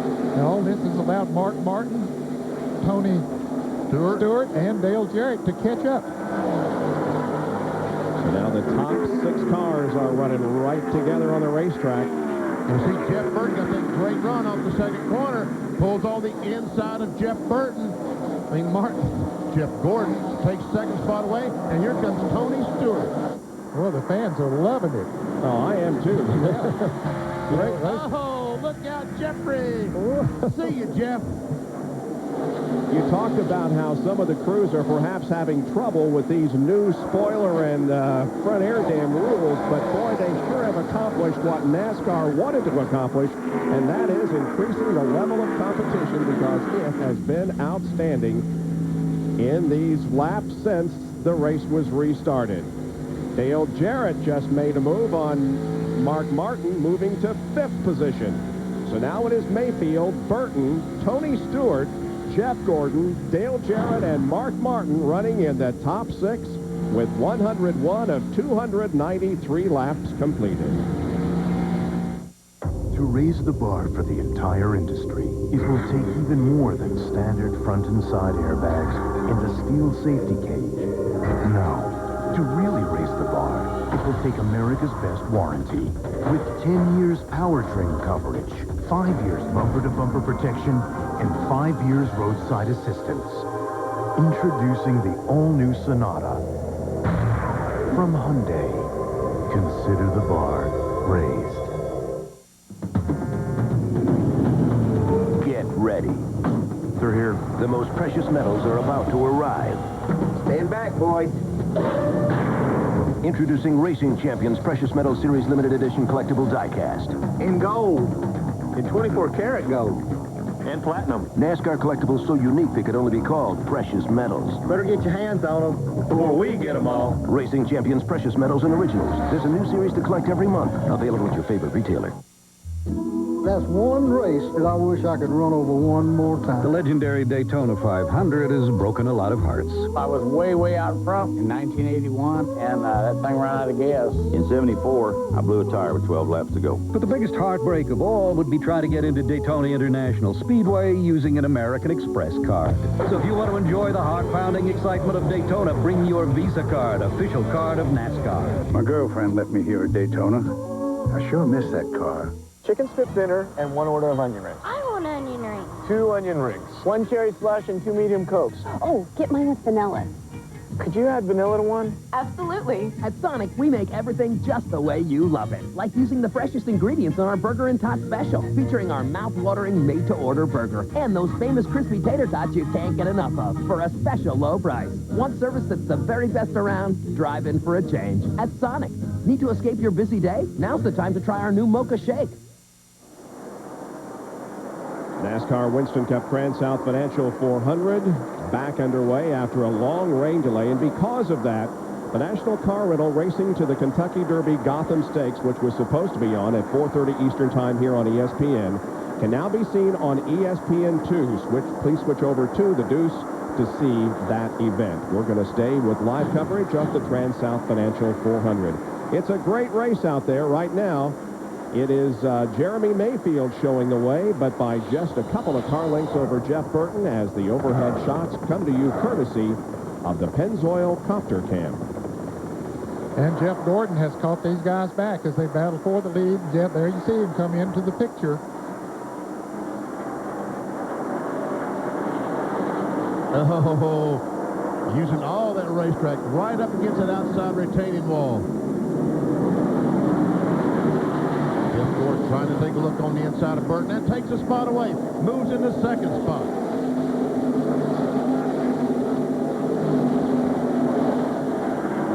Just a few laps ago, Jeff Gordon made an absolutely breathtaking move that only indicates how great a race driver he is. Look at this, coming out of quarter number 2. Had the momentum, a couple of cars running side by side. He just whips down on the inside, Tony Stewart, and who's that, Brett Bodine, and moves right past him.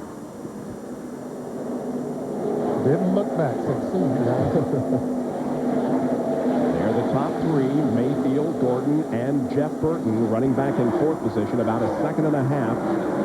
Behind is Tony Stewart, and Dale Jarrett runs in 5th. One reason these drivers are driving a little bit harder now than they want to, the dark clouds are coming back up in turns 3 and 4.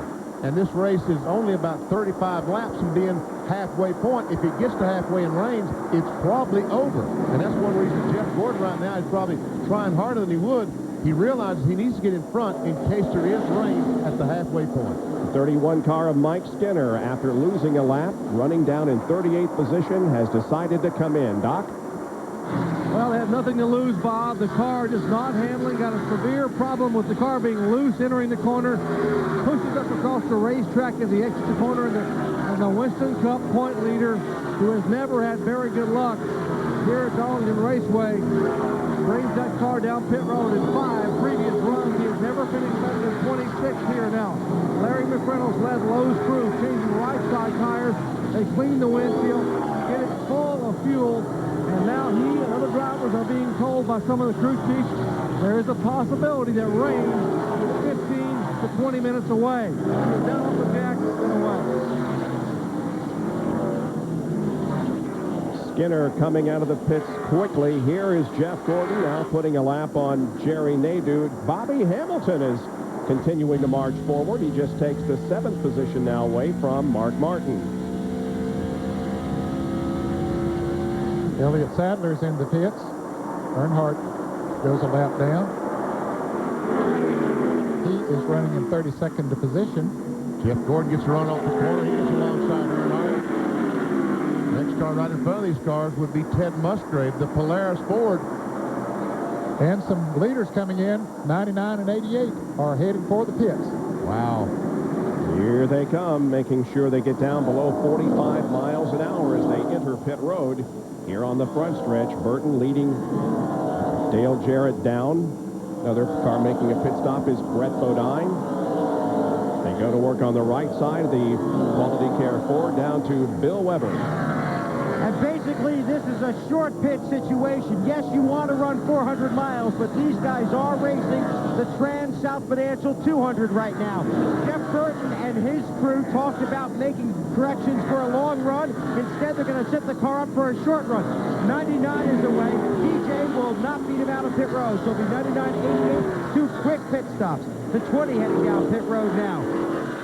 Robert Presley is in. Tony Ward Burton is in.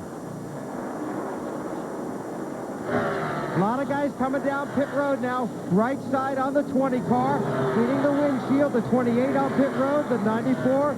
Also, Ward Burton is on pit road. Terry Labonte is on pit road. He's had a good run. They're around to the left side on Tony Stewart's car. They continue to clean the windshield. The 22 is away. The 20 is away. Jeffrey Bodine is on pit road. The windshield on his car, putting fuel in. Basically, by the fast guys stopping, when they did, they forced the hand of some of these other teams. Jeff Bodine getting his left side tires. The 28 slipped past him on the right-hand side. Now the 60 car is off pit road and away, followed by Terry Labonte and the 55. And here come more of the leaders down pit road. Mayfield and Gordon both decide to make their pit stops here on the 116th lap. Here they are making their way down pit road. This is going to be a classic duel between pit crews, getting about 12 people besides the drivers involved. Jeremy Mayfield comes in. Bill? You talk about races being won and lost on pit road. This race might be won or lost right here. Mayfield slides to a stop. Right side tires going on. Jerry. Air pressure adjustment, no other changes. Watch the Rainbow Warriors. They want to get out in 16 flat. Back to Bill. Mayfield's been a little tight off of turn 4. An air pressure adjustment to fix that. He's away. Jerry. Left side tires, lug nuts. Here goes Gordon. Gordon leaving the pit. Here comes Mayfield. It'll be 24, then 12, 16.1. What a pit stop. The Rainbow Warriors got the job done. Mayfield, however, passed him. Yeah, he had the momentum as he was heading further down pit road, so he came out, and we'll see where that puts him in relations to others. Bill, back to the pit. Now the STP Pontiac slides to a stop on pit road. These guys had to be very careful. Pit road's still very wet from the rain we had earlier. Right side tires for John Andretti. Now they come around to the left side as the pace quickens here on pit road. Again, these cars racing each other, racing the track, and now racing the weather. Fuel is in, a little bit longer on the left side, but John Andretti now continues in the race. And the 18 hits onto the back stretch, and John Kernan is in those things. Matt Gibbs is the bid for a 4-tire change. They'll also make a chassis adjustment on the right side cars. It's a little bit tight. Left side tires going on. Brand new sticker tires going on. One just tight. He's down and away. A great pit stop for this Joe Gibbs racing crew. And when all these pit stops are through, Jeff Burton is going to be the leader of this race. Here's Jimmy Spencer and Ted Musgrave. 75 car is the leader, but he has not made a pit stop, so when he does, as you indicated, Ned, it will be Jeff Burton at the front of the field with Dale Jarrett running in second position. We'll be right back. Money may not buy happiness, but it can sure buy a smile or two. You get more money. Here's a reason to smile. It's just 99 cents for a double cheeseburger at McDonald's, and you can make it a medium extra value meal for just $2.99. So hurry. Hey, what more could you ask for?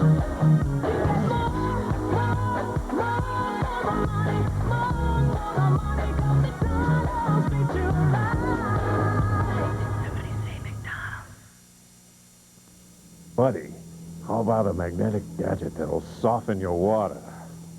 Why spend hundreds of dollars on a gadget that claims to soften water when a Culligan water conditioner is guaranteed to do the job? Your Central PA Culligan dealers have a free 3-month trial on a Culligan water conditioner that's right for both you and your budget. Hey, buddy, gadget? Or, Hey, Culligan man! remember, Culligan water conditioners are guaranteed to soften water. Call today for your free 3-month trial offer.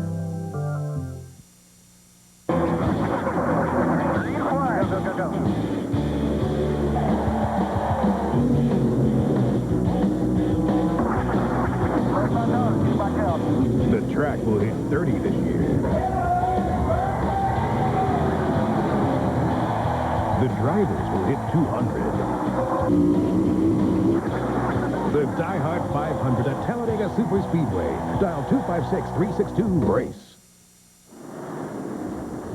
When we took the break, Ted Musgrave was the leader, but not anymore. He's made his pit stop, and that has put Jeff Burton in the lead, with Dale Jarrett running second, Jeremy Mayfield third, Jeff Gordon fourth, Tony Stewart in the 5th position.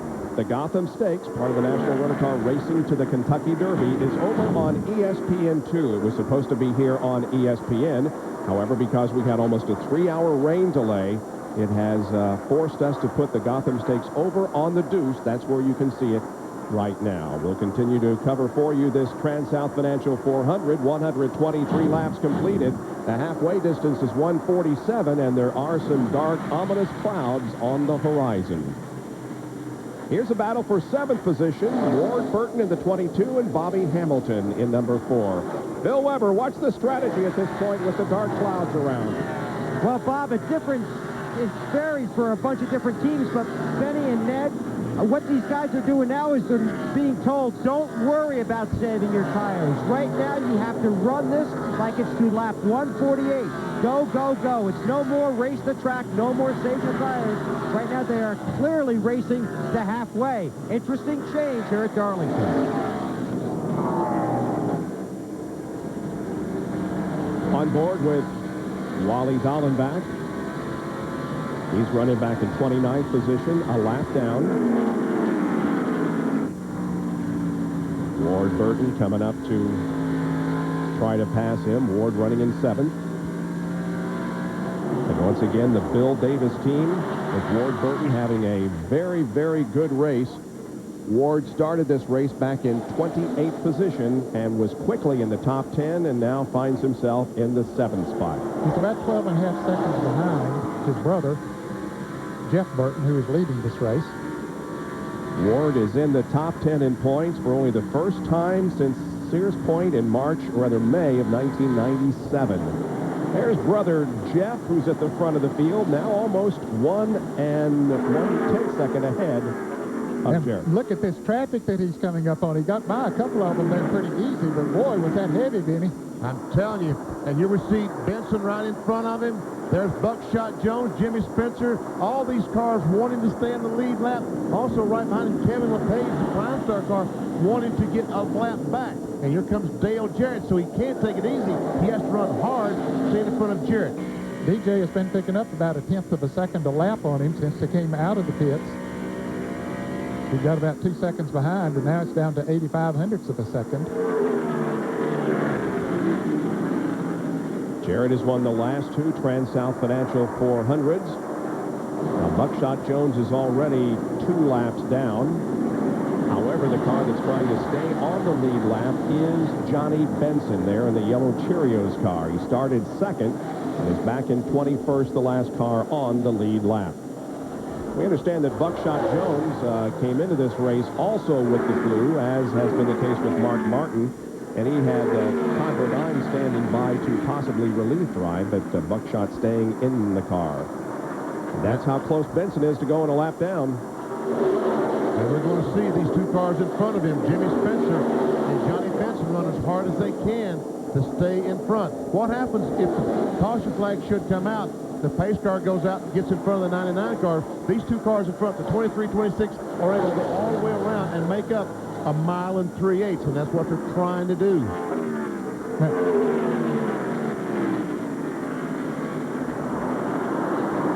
Check out an AutoZone on-track interval here. And we see the times we're back, again, with those pressure tires, we're back to almost 30 seconds flat.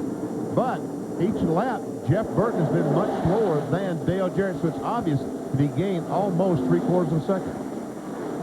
And Jeremy Mayfield, he's in third position. He's 3.79 seconds behind. Now, Jeff Gordon was over 7 seconds behind. Right now, he's cut that down to 5.4, so Gordon is very, very fast. And there goes Johnny Benson. He gets by Spencer and almost loses it right in front of his teammate, Jeff Burton, but he gets it under control. Burton dives down to the inside. That's all it took for Benson to lose a lap. Just a little loose coming out of the corner, and boom, he's a lap down. Now, DJ right now has 2 Roush cars that are lapped down right between him and the leader. Ernie Irvan has had an impressive run, especially when you consider the fact that he is pitting on the backstretch. Ernie Irvan is in 9th position. And we see Chad Little going by. Also Ricky Rudd. There comes Ernie Irvan along. Bill Elliott right behind him. Bill in 10th spot. I'll tell you, the last 3 races, Ernie Irvan, the M&M's car, has been very, very impressive. Did not qualify well, but is racing well. John Kernan. Ernie started 37th, now moved up into the 9th position. The last pit stop right in that 17-second range of 4 tire change. They also made a chassis adjustment because the car was just a little bit tight, so they loosened it up a little bit. And Ryan Pemberton, his crew chief, said, now, Ernie, go for it. And he's already picked up 3 positions since the pit stop. So Ernie Irvan is on the move, running lap times nearly as fast as the leader. And there is Bill Elliott with 19 top 5 and 30 top 10 finishes here in 42 starts, running right behind Ernie Irvan. Back up front, meanwhile, it is on the far left of your screen. Jeff Burton, the leader of the race. Couple of lap cars between him and second place Dale Jarrett. Here's Jarrett moving to the inside of Benson. And with these drivers running into this lap traffic, Jeff Gordon has cut his deficit down to less than 4 seconds. Of course, he'll have to pass that same traffic. Look at that statistic. Has led 70% of 1998 Darlington laps, 468 of 660, but no wins.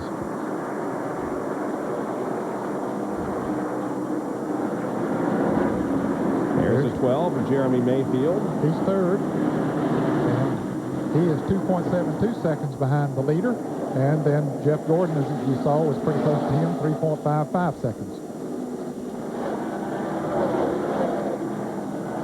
There is Jeff Gordon, who is running in 4th position, about 3.5 seconds back. Jerry?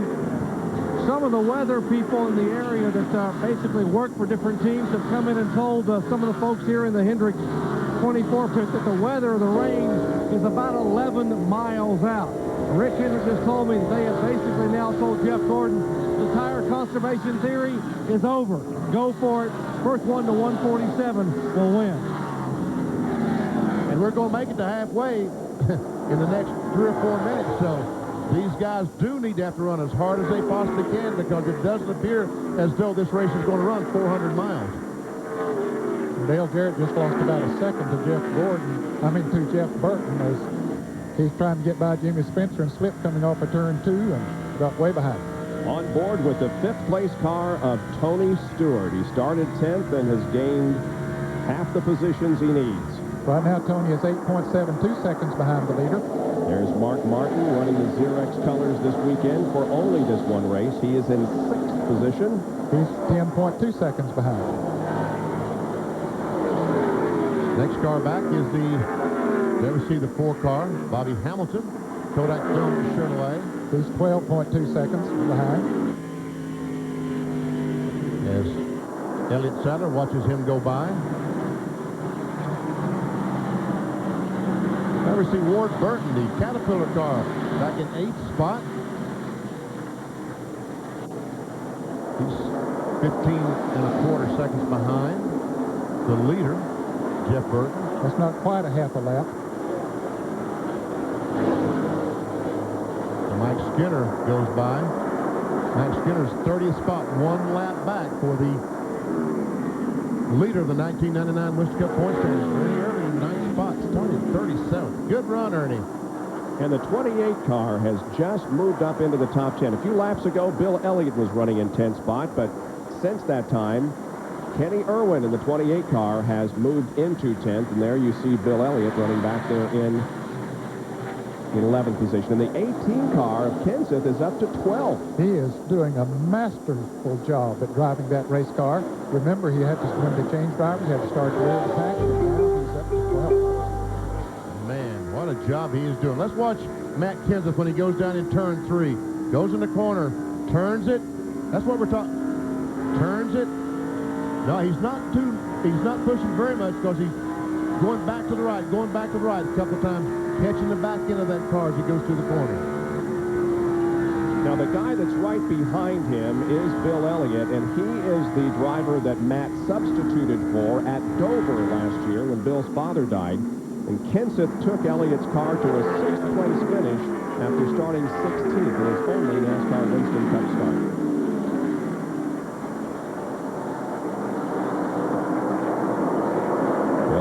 With an impressive record here at the track, too tough to tame. 5 wins and 30 top 10 finishes.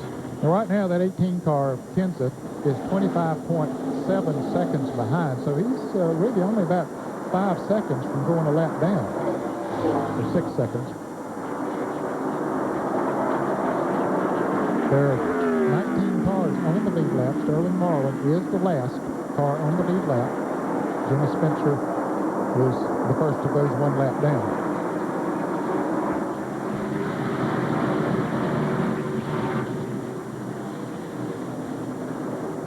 Jeffrey Bodine and Ted Musgrave. That's not the position. Musgrave is a lap down. Jeffrey is in 14th spot. But meanwhile, right back there is Robert Presley and Terry Labonte and Steve Park. All these cars are batting for 15th, 16th, 17th. It's now 5 o'clock Eastern Time, and again, for those of you who have tuned into ESPN for something else, in this case, the LPGA Standard Register Ping Tournament, you can switch over to ESPN2 and see that right now. We're going to stay with our coverage of this Transouth Financial 400 until its conclusion, whether it's a number of laps or rain. And when we do conclude this event, then the women's golf will come back to ESPN. And Steve Park made that move. Robert Presley got up high and almost bumped the concrete. That was coming off of turn 2. He did really have a anxious moment there. Well, we are what? 3 laps away from being an official race. The halfway point is 140. You can see how dark the skies are back there. The halfway point is 147, so they'll have to run 148. And, oh boy, this does not look good. But we are to almost to the halfway point, so that's the good news. It would be nice if we could finish this whole distance, but doesn't look like that Mother Nature is going to cooperate with us on this Sunday afternoon. And Jeff Burton is just pulling away from Dale Jarrett. He now has built it up almost to a 3-second lead. At one time, Jarrett had cut it down to about half a second, but Burton got through that traffic and took off. You see Terry Labonte trying to get underneath Jeffrey Bodine. Can't do it. You see a snapshot of Jeffrey, 28th in points. Apparently running 14th. There we see Labonte.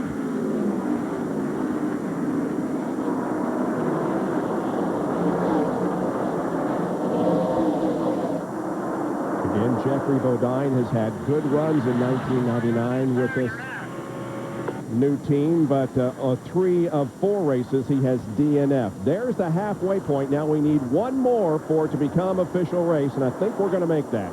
But we've already made it, because if they come down to take the checkered flag, they will run 1 more lap. So that's right. Steve Park going on the inside of Jeffrey Bodine, taking away the 15th spot.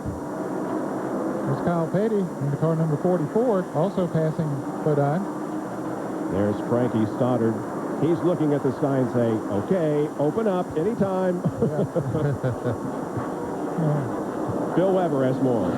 Yeah, he also keeps calling up to his spotter and saying, is it raining up there yet? Is it raining up there yet? Start doing your dance. Start doing your dance. All the spotters relaying to their crews what the weather conditions they can see from high above the track. It is very breezy, temperature dropping, and very dark over the main grandstand here.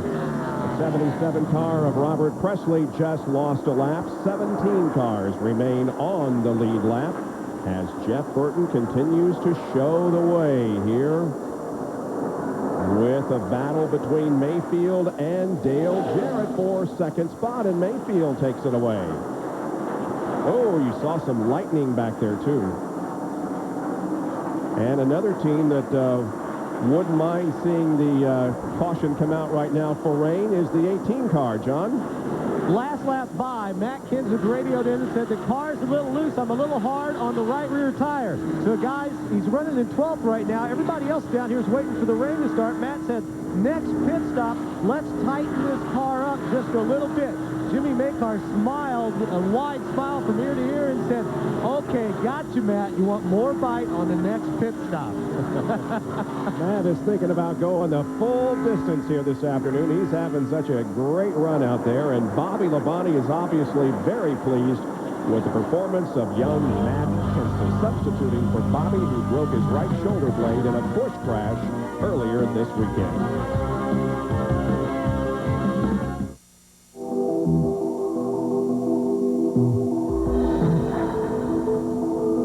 Hundreds of lawnmowers to choose from, with a broad range of quality features designed to meet your needs.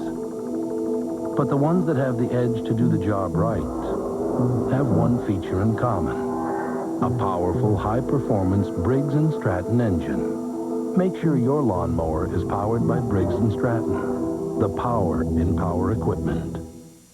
Sure is out to clear things up with Sure Clear Dry. Looks like a white solid. Yeah, but it's clearly better, because when you put it on, it's clear. So what could you do with Sure Clear Dry? Lift up my arm. Pulse it in. Sure Clear Dry, sure protection for the real world. At Pep Boys, get 4 of our 35,000-mile tires at a low $99. Or double your mileage with 4 70,000-mile all-season steel-belted tires, just $169. Pep Boys, cars like us, people love us.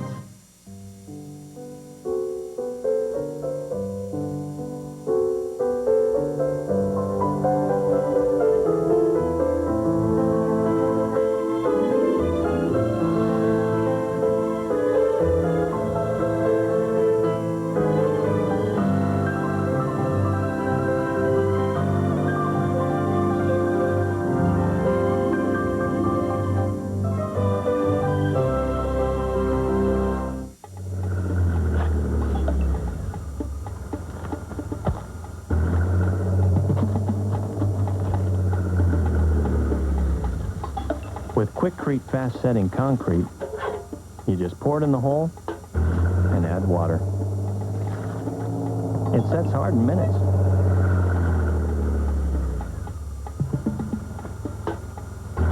After all, why do you think we call it Quickcrete?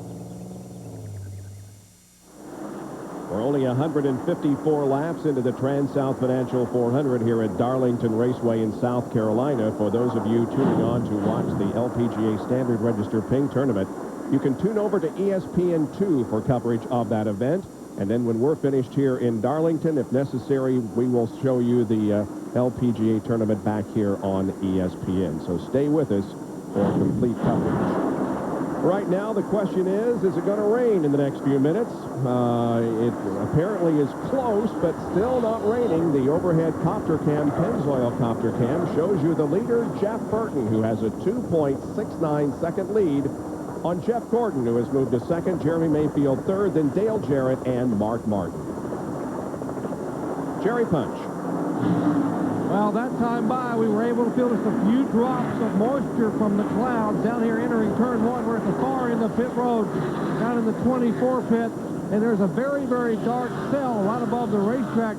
Some of the darker stuff is circulating around behind the racetrack. I hope we get lucky, but we did feel a few drops last time by. And one of the big problems, although it isn't really reflected here on our coverage because our cameras are able to keep so much light in them, but it is really dark. It's very difficult looking out our windows to see the cars as they go down the backstretch. But we have a monitor we can watch as we see Jeremy Mayfield, third place car, 12 car, trying to go on the inside of Sterling Marlin. And there's the 88 of Dale Jarrett. He's in fourth spot. 40 car is a lap down. Sterling is in 18th position in the 40 car, Sterling Marlin. And the 25 car, Wally Dallenbach, looks like he has lost his engine. Oh, or is that the left rear tire that's flat? The engine is running. We see it's turning 4,500 RPM, so it may be the left rear tire is flat. I think you're right, Denny. Wally back in 35th position, 2 laps down. And we see the left rear fender back there where the tire is flat is beating the sheet metal around on that left side. Tough break. John Cannon is there as Wally comes in his backstretch pit. And Bob, I saw it when he came down the backstretch. It looked like the left rear tire was flat. And now as he comes into his pit stall, rolls to his side, yes, indeed, the left rear tire is flat. And they will go to work on the right side. Wally, who had started out the season with 3 great runs, with that a disappointing run last week, he just told us, crew, man, this is unbelievable. Now they're on the left side. The left side tires coming off, now going on. And you can see where the he's just on the inner liner as the whole tread, now the tread that came off the tire is wrapped around the rear wheel. Up in the rotor. And now they've got a cut brake line, they say. So Wally will have to be really careful when he goes out. Now they'll take that left rear tire back up and they'll try and flip off that, close off that left rear brake line. And you can see the fluid down on the ground. And now they're working on it. And, oh, man, just a bad break for Wally Dallenbach's crew. Meanwhile, we understand there is raindrops being felt on the backstretch. Here is Jeff Burton coming up on the 9 car of Jerry Nadeau. There's Steve Park, and there we see some rain in the puddles. The wind is blowing, and the fans had trouble here. Trouble! A big wreck. Kenny Irwin is involved. Jerry Nadeau is running right ahead of Jeff Burton is involved, and Jeff, I believe, is also, is he not? It looks like, I think the front of his car is all messed up. The 99 car, the right front tire is going the wrong way. He's made contact with someone. Yes, he has. But the caution flag is out. Will it run 45 miles per hour? Because there is some rain. And still some activity here on the front stretch. Ernie Irvin becomes involved. I think he is fun coming off turn 4. And there we see Jeff Burton with that right front wheel towed out 3 or 4 inches. Bill Weber? It is towed out. They're telling him, stay on the racetrack, stay on the racetrack. The reports say this rain is here to stay. Jeff Burton very, very upset and frustrated, but did take the caution. They continue to talk to him, but the car is towed out. Wow, well, he wants to believe this. He wants this race to end now. He wants a downpour with no chance of getting the track dry. And if it did come a downpour, there probably wouldn't be a chance to get it dry. And you can see it is raining pretty doggone hard. There is Kenny Irwin, whose car was very badly tore up in this accident here on the front stretch, along with the Ricky Craven car. We understand that Jeff Gordon might have also become damaged in that incident. But look at the rain. Look at the rain on the screen. And Jeff Burton is saying, please throw this red flag. Throw this red flag. And Jeff Gordon has almost the same damage to the right front of his car. But right now, the yellow flag is waving, not the red, so they're going to continue to run under caution here for maybe a few laps to see whether or not this rain continues. Here's the replay. That's Jeff Burton, and the wreck has started. The wreck has started. There we see Burton gets in the back of Jerry Nadeau. He goes up and smacks the wall. And I guess that's where he did the damage to the right front. Yep, I would say so. He didn't hit anything after that, so I'm sure when his right front wheel hit that wall, here we see it again. This is from our Pennzoil copter cam. There is a wreck that's going to happen right in front of these guys. And there, yes, Burton hits that wall hard. There's Irvin up against the outside wall. Kenny Irwin down toward the inside, and Craven, and Jeff Gordon hits Nadeau. Jerry Nadeau slides down and just barely, and the 12 car I think got by Jeff Gordon and maybe the 88 car. I'm sure the 12 car did. I'm not sure when they got to start-finish line if the 88 was in front of the 24 or not. It's showing on the screen that he is. Well, this is the beginning of the crash. Oh, look at the hard contact that Kenny Irwin has. It's Ernie Irvin that spun coming off turn 4. And I guess, is that the Craven car that tried to dodge Ernie, and he made contact with... And Frankie Stoddard is saying, look at those clouds. Look at that rain. He's become a weatherman all of a sudden. Now they're going to bring him down pit road, it would appear, while they clear the debris here on the straightaway. And boy, that car is a mess. It's not going to make many more laps under caution. No, it's not at this speed. And the rain continues to fall. Bill is with Buddy Parrott. And he's with Jack Roush. They've run down. Frank Stoddard has run down to his car. Buddy, obviously, this is you timed it out almost perfectly. How badly is that car torn up? That car is tore up, man. It's got the right front knocked off of it, and he's already broke the interliner. I mean, the interliner's gone down on the tire. So, you know, the good Lord willing, we're going to win this race. It'd be that's just all I can say. And it looks like it's coming down. Doesn't it feel good?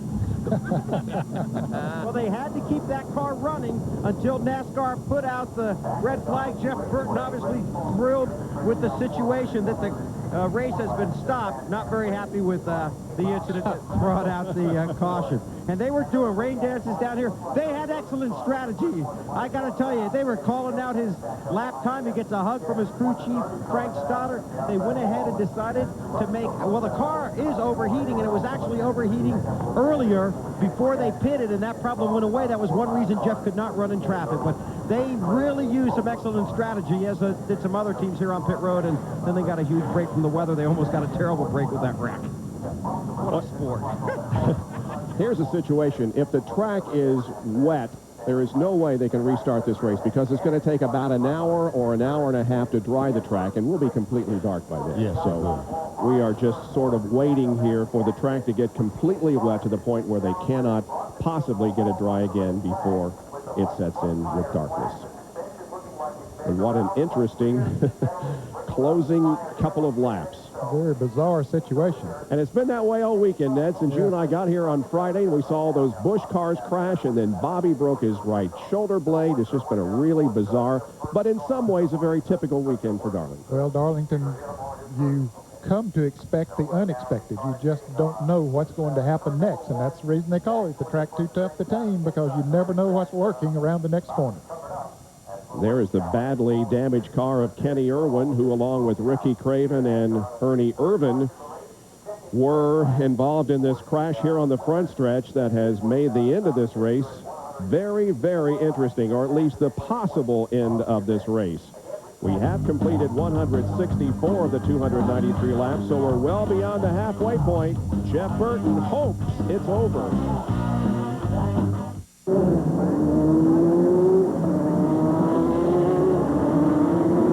Hardee's All-Star Racing Team Collectors Cup, featuring all 7 members of the Hardee's Racing Team. Martin's coming in for an unscheduled pit stop. It holds 44 ounces of your favorite beverage, even if you can't. Get your Collectors Cup now at Hardee's, a proud sponsor of the Roush Racing family. Edgar and I have so much in common. It's like we were long-lost brothers. We both have larger-than-average ears. We both have pretty straight hair. It's creepy. And get this. We both love the taste of Miller Lite because of the choice hops. It's like we were separated at birth. Actually, George, I think Miller Lite tastes great because it's smooth. Excuse me? I like the smoothness. Who are you? Miller Lite, the great taste of a true Pilsner beer. These are Cobalt tools, the finest mechanics tools you can buy in any store. They've got contoured handles for a better grip. And the K-drive that grabs fasteners on the sides, not the corners, which means more torque, less rounding, and less slippage. So Cobalt tools can stand up to anything. From where I'm standing, that's a very good thing. Cobalt, setting the standard in mechanics tools. Made in the USA and guaranteed forever. At Lowe's Home Improvement Warehouse and online.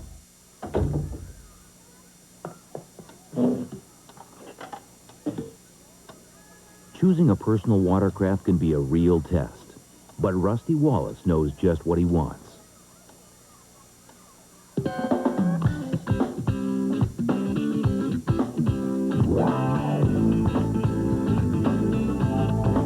Polaris, when you know what you want. See your local dealer for big savings on select models.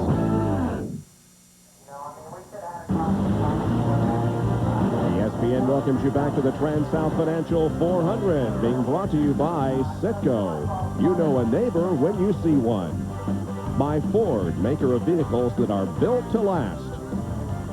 And by Hot Wheels Racing, the hottest NASCAR die-cast collectibles.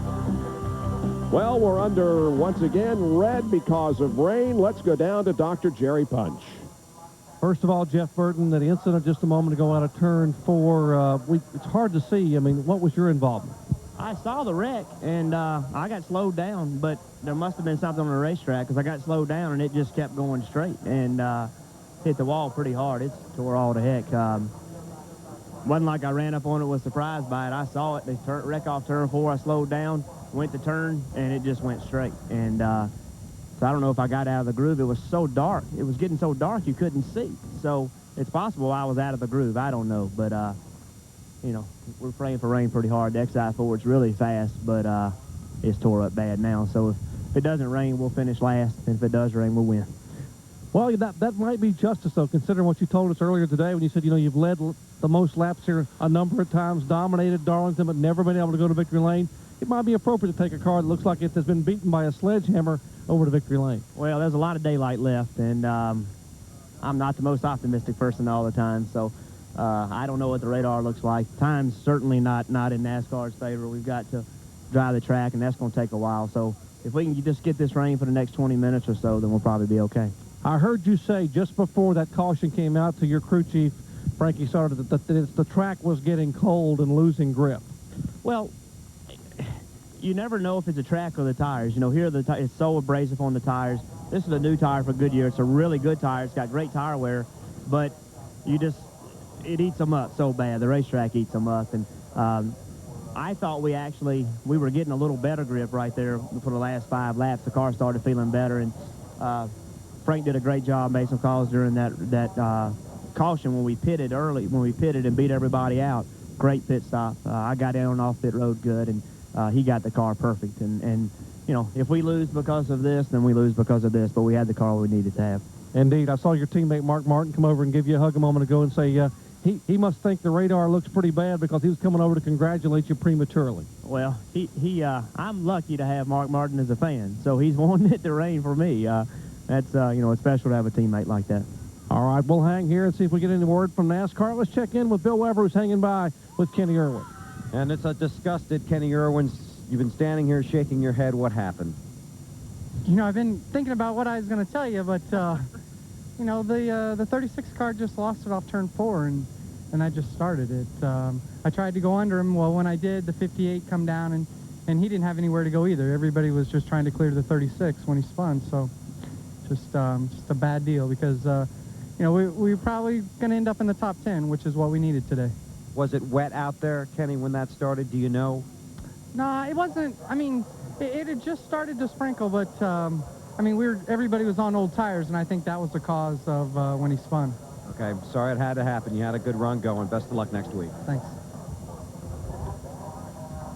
Let's get down to John Kernan. Standing alongside Bobby Labonte, his crew chief, Jimmy Maycar, and right now, Bobby's relief driver, Matt Kenseth, sits in the 10th position. Not too shabby, huh? Bobby's done a good job for you. Oh, yeah. Well, you know, when we picked him Friday afternoon or Friday morning, that was, we thought he'd do a great job, and he's done a great job. And the car was a little tight for him when he got in it and made an adjustment and got a little bit loose. So if it does dry off, we'll try to get him between that. What about next week? I would imagine the same scenario. You guys going to chat with Matt again to see if he can help you out next week? Well, we're going to take it one day at a time. You know, it's only Sunday, so we're going to go to work Monday in rehab and do some stuff all week next week if we can until Friday gets here, and then we'll kind of evaluate it and see where we're at. But at least running a few laps this morning or this afternoon helped out. Got me where it didn't really feel all that bad. Better than I thought it'd be. So that relieved a lot of pressure on my mind. I think just knowing that I got back in there and I felt a lot better with it. Well, a lot of people are hoping for the rain to continue, but we swing over here to Jimmy Makar, and you say, hey, let's go back racing again. Aren't you satisfied with 10th place? I don't think racers are ever satisfied. You know, we got a good race car. Matt's doing a real good job for us. I think we obviously got a better car than what's shown on the scoreboard. He's had to come from last all the way to 10th, and like Bobby said, I think if we make one more adjustment to the car, I think he can run in the top 5 with it with no problem. So it's good for him. I just like to see him get to run a few more laps. Obviously, anything can happen if you get back out racing again, but I think he's having a good time. We're having a good time with him, and it's been a lot of fun. Like to have Bobby Labonte in that race car, obviously, but I think we can gain a little bit if we go back racing. Believe it or not, probably the only people here who want to run some more laps today. Well, if they don't, Matt has certainly a lot to be proud of, because he has, as was indicated, driven that car up to 10th place. Well, here is the bizarre happenings as the red flag was about to come out. Ernie Irvin, we haven't seen him spin yet, but he's up in front of this accident. And all of a sudden, Jeff Burton's right. The car just veered directly to the right. That was Jerry Nadeau down there, Ricky Craven, and the 28 car, Kenny Irwin, also on the inside. I guess Kenny Irwin probably had more damage than anyone, although this 99 car is torn up pretty good. You can see the 99 go under Mike Skinner. He makes that pass okay, and then the car just shot straight up into the wall. Yeah, it's like there was oil or moisture or something on the racetrack, and you know, Bill, one of the reporters down there said that Ernie thought that he might have hit something. There was the 24 car of Jeff Gordon going down making some contact. And Buddy Parrott and Jack Roush celebrate the beginning of the rain, because they, of course, maintain the lead at this point. However, if we have to go back to racing, they are in big trouble because they've got a very badly damaged race car. Jerry, we got some official word.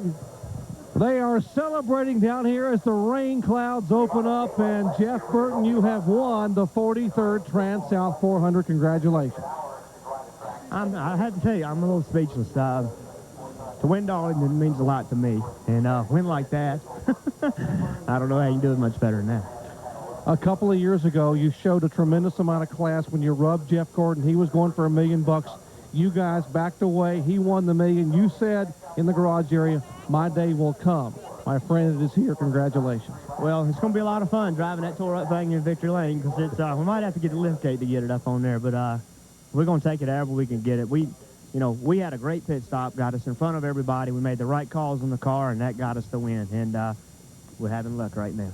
Frankie, congratulations. Your first one at Darlington. Boy, it's sweet. This is for Buddy Parrott. You know, when he was the crew chief, we didn't close the deal, you know, for him at all. And here today, you know, Buddy was on top of the box with me, helping me.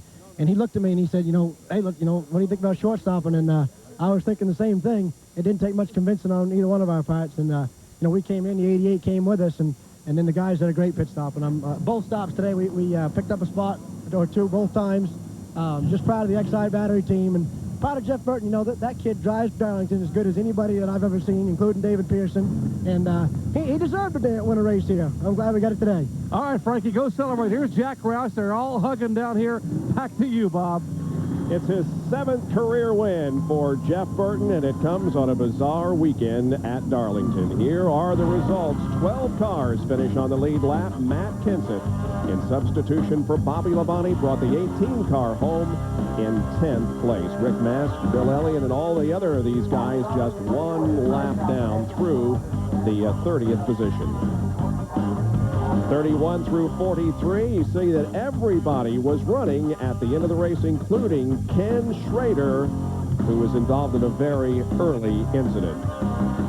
And how about the points? Well, Jeff Burton is now at the top of the point standings, replacing Mike Skinner, who drops to 5th. Jeff Gordon goes to 2nd. Bobby Labonte is now in 3rd position. There's the live celebration. A little less than victory lane that you normally see, but nevertheless, Jeff Burton will take the win. He's now the points leader in NASCAR Winston Cup competition. Stay tuned for golf. Linda Cohn and Judy Rankin will be picking up the coverage of the LPGA in just a moment. Stay with us as we bring you that back from the Deuce over to ESPN. This has been a presentation of ESPN, the worldwide leader in sports. For more, log on on to ESPN.com. Part of the Go Network, go.com. So long, everyone.